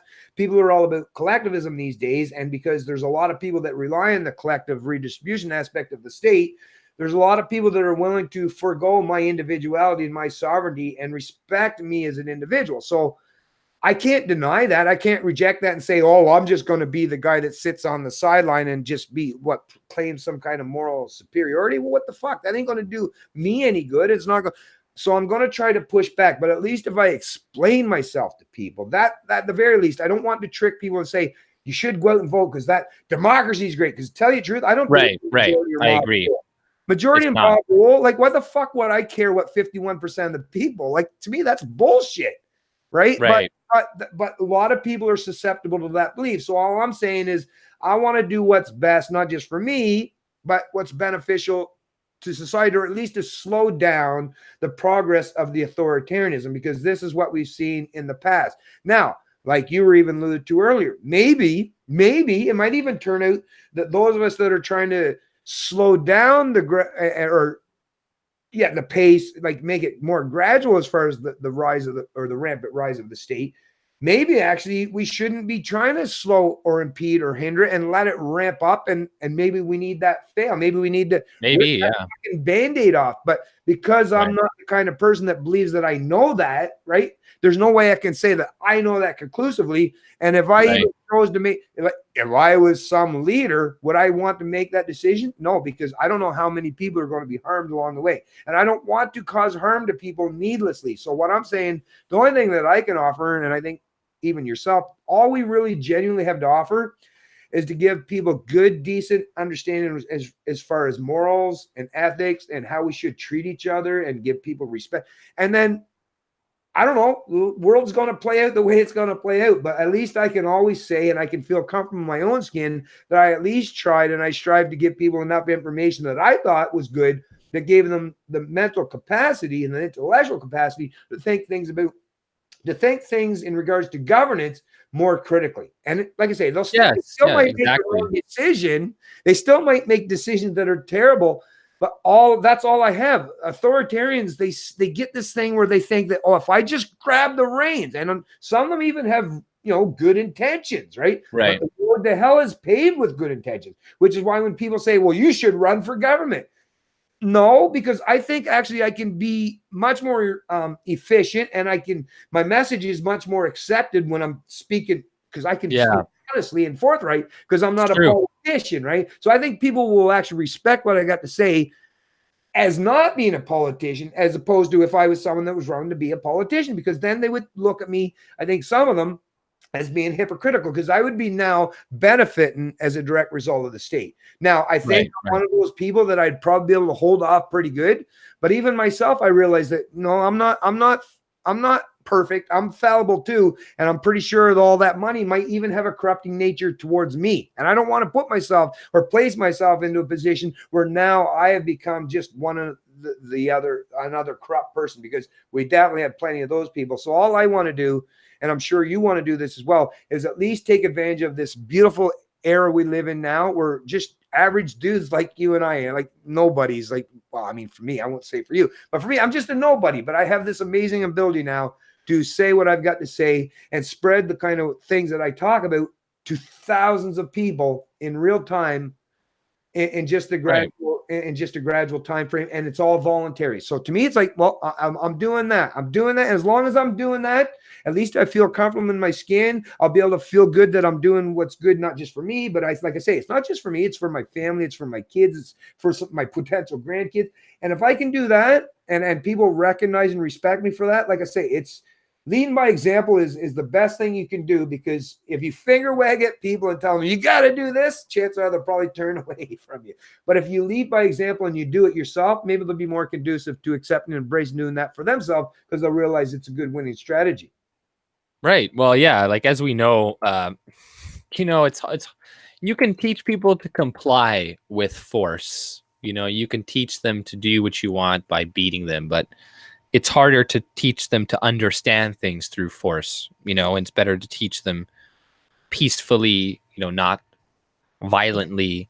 And one of the thing too is, like, even if, let's just say, everything were to collapse around us in the future, like the stuff you were saying, what I'm doing, what you're doing, trying to teach people ethics to some extent, or at least follow a religion that teaches good ethics, like Christianity, etc., to some degree, or objective ethics.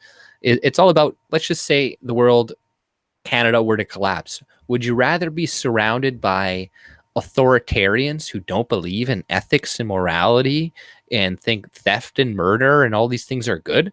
Or would you rather be surrounded by a bunch of Christians and people with ethics and moral standards? Who do you want to be surrounded by when things go to shit? So you have a direct incentive to make people better around you if you are one of those people who think it's inevitable that things are going to go to shit. You don't have to do it, but it would be prudent and smart of you to do it, because like I said, you don't want to be surrounded by people with no ethics, with no belief system, with nothing stopping them from stealing everything that you have, right? In times of strife, right? Because it's very easy in times of hardships, you know, it, it would be easy for people just to turn on each other and steal everything from each other. And some people would benefit from that. But if the whole group wants to survive, then that requires working together, even though it doesn't have to be a dog eat dog thing, especially in terms of survival. People think that's the case, but if you watch those survival shows and stuff, you notice that the more people they have, the better it is. Oftentimes that's what keeps them alive longer. So the more hands, the more people are trying to help you survive, the easier your life is going to be to survive. So life is not good acting without morals. Life is not good if we were all to steal and kill each other through just our whims. Nobody would want to live in that society. And yeah, if you think, like I said, everything's going to crumble, then work on trying to teach people either to be ethical, because at least when there's no government around to protect you, then at least the people that surrounding you are upstanding people that aren't gonna steal from you and do all this other crazy shit. And if the society were to get rebuilt, then you rebuild it as more of a free society that isn't going to have the same pitfalls that our current society does have, right? You know what, AJ? That was, to me, I think we did a great job as far as this, and that was a perfect way, I think, to end this conversation if you'd like to. Because I'm good, man. I think we did good here. And like I say, I'm very respectful of you. Well, I've watched quite a few of your videos, and like I say, I immediately thought this is a young man that I kind of suspected you were younger. I just wasn't sure what your age, if you were in your early 30s or 20s, but I kind of figured you were probably around that age. But I'm so happy to see not just you, but there's lots of Canadians that have stepped up in recent years. What I've noticed, I've been doing this crap for a while now. Videos I've only been doing for about 4 years, but for at least 10 years, I've been trying my best to kind of say what I got to say. Usually I had to do, which is why today I don't even like doing it. Every time I ever have a conversation in text form, it's not nuanced enough and people misconstrue. So I don't even, that's why I like having conversations, because to me, it's like, fuck, that doesn't work out. Shit. You could argue with someone and spend, maybe 10 hours text form. You could probably cover that era topic in 1 hour in an actual conversation. And actually, in this way, it's not just me and you that are hearing the conversation, but now a whole lot of other people are going to have access to it as well. Whereas in text form, it's very difficult. But like I say, I'm very appreciative to know that there are people like you and so many other Canadians that are stepping up the plate, because I think at the end of the day, that is what matters most. When people in your immediate family or your immediate community, or people that know you, they must know you intrinsically, and they know if AJ is doing this and he's a good person as he is, which I recognize that you are, this is someone we should be listening to and respecting his opinion, which is that's ultimately at the end of the day. And it's not, like I say, it's not a thing about like, ooh, let's pump our chests.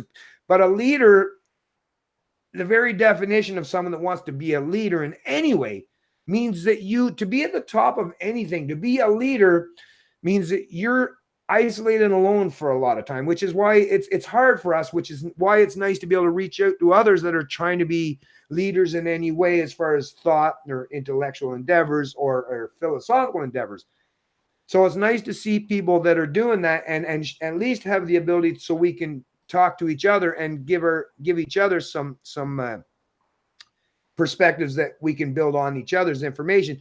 But it's nice to see that people that are doing this, that have the ability to do it, and even though you don't, like I say, you don't realize it and see it today, what you're doing today, if you could go out 20 years from now, even though you might realize, well, I'm just some one guy and like, oh yeah, I've only got this amount of subscribers. Don't even ever think about those things, because you have no idea the profound effect that you are having on people. And those people that will be able to carry that torch going forward might even be people that are, I would imagine for myself, I'll speak for myself, that are much more superior in their intellect and their ability to say what, like I say, I still learning every day and try to be as good at the messaging of people like Molyneux. I pale in comparison to that guy in the ability to use verbal language in such an amazing, seamless manner and put those words together. Like the guy, and there's lots of them out there, but at the very least, at least I'm offering and contributing something, which means that, yes, I'm stepping outside of the darkness. And I guess that kind of makes me a bit of a leader, but it's not like I say, it's not like I want to be praised for what I got to say. All I care about is the ideas. To me, I don't give a shit if you care about me, but I care that you care about the ideas, because those ideas matters most. And to see people like you putting out these ideas, and people from, like I say, many different areas and backgrounds and constructs as far as who they are, what their background is, that is so important, because certain people will gravitate to people that they perceive as experts, but there are a whole lot of people that would rather listen to someone like you or even someone like me, because they look at you as, hey, this is someone that I could have a beer with. This is someone I could, hang out with. And that's the thing, for people to want to gravitate and listen to what you got to say, they have to feel some kind of connection of some sort, which means we can't have one guy or a couple people out there saying this stuff. We need a lot of people from a lot of different areas and a lot of different backgrounds, at least giving people the information. And then, like I say, you could be emboldening people today that might be the ones that spark an idea that, you know, could very well put humanity on a path some point in time in the 21st century. That's like maybe someone in the future historians might very well write about that. And that person might say, hey, I attribute the very thing that sparked my ideas was maybe AJ, right? So never never sell yourself short, and know that everything that you're doing is a benefit, not just for you and helping you, because like I'm pretty sure you recognize that you're helping your own internal dialogue and your own intellect, but you're also helping a lot of people out today. And I, for one, I'm very appreciative and thankful for people like you being out there and doing what you're doing, AJ. Well, thank you for saying that, man. I really appreciate that. And I agree with you. The more voices we have, the better. And this is why I try to promote smaller YouTubers and stuff all the time, right? And speaking of that, you know, I got Frederick Godzilla Mencken. I do Godzilla. I do a channel. I do a show with him. You know, I got another girl, Made in Liberty. She does content. But if you guys go to my channel and you look at the description below, I have a bunch of different Canadian YouTubers that I also have you in there as well, the Canadian Libertarian. Thank you. And a bunch of other Canadian YouTubers. And if anybody has any more people that they could throw my way to possibly go and put in there for, like, you know, under Canadian category, because yeah, the more voices, the better. I could get censored tomorrow. Bennett can get censored tomorrow. Any one of us could get censored tomorrow. So, and never be able to make another account on here again because they're just ridiculous with their IP accounts like Twitter and stuff, right? So, you know, the more the better, and that's why we need to promote as many voices as possible, because, you know, it's not about fame and ego for one person. You know, we can't think about that. You got to think about us as in a war. And we need soldiers, and we need as many soldiers as possible, because some of them are going to be taken out. Some of them are going to die, you know, etc. And people need to take their place, because without the soldiers in the war, you lost. You know, you're going to lose. So, you know, we need more fighters, you know, for I don't want to use too violent of metaphors, you know, to get your channel shut down. But, you know, but everybody knows what I mean, right? You know, the more, the merrier. But thanks again for having me on, man. I really appreciate that. We should do this again sometime. I'll bring you on my show. We can do this again, and that'd be great, man. Yeah, for sure, AJ. Once again, thanks to you as well. And we'll definitely do this, and I'll get on your channel. And you know what? now that we've had this conversation, you know what? I think I'm probably going to try to do the Discord thing. Like I say, well, my problem is I'm just on so many platforms now, and I have to remember so many goddamn passwords. It's like, yeah. But you know what? Like I say, it is something that I see that a lot of people do use it. But either way, no matter if I end up on Discord or we just have to keep using Gmail, at the very least, I'm appreciative. And like I said, it wasn't your fault by any stretch of the imagination for what happened today. I had to go along with Gato, and I've been talking to this guy for years, and this is the first time. He didn't even use video, in case you didn't see yeah, I saw some of it. I believe, I don't want to use anything, but he's someone that's in a position that he can't really right, like identify himself right now, because I believe he actually works in a position that wouldn't be conducive for what he's saying right now. So I'm appreciative, but he's a wise guy, and so I didn't want to just shut him off. At the same time, I didn't want to disrespect you for having you know, set up this conversation. But anyways, we made it work out, and it turned out great, and I'm very appreciative of that. And yeah, we'll definitely do this again at some point in time in the future. So you have yourself a great day. And for all those of you that were in the chat, thanks for being there. Sorry we didn't get to actually dealing with any questions, but I think you're going to get lots of great information out of this video alone, because AJ obviously is a smart guy, and I think this conversation flowed rather well. I think it actually was. I think so. Conducive. Yeah. So everyone, have yourself a great day. Have a drink, have a toke, whatever you're going to do, or just don't do anything, but enjoy yourself. And this is the Canadian Libertarian, and I love liberty. Take it easy, guys.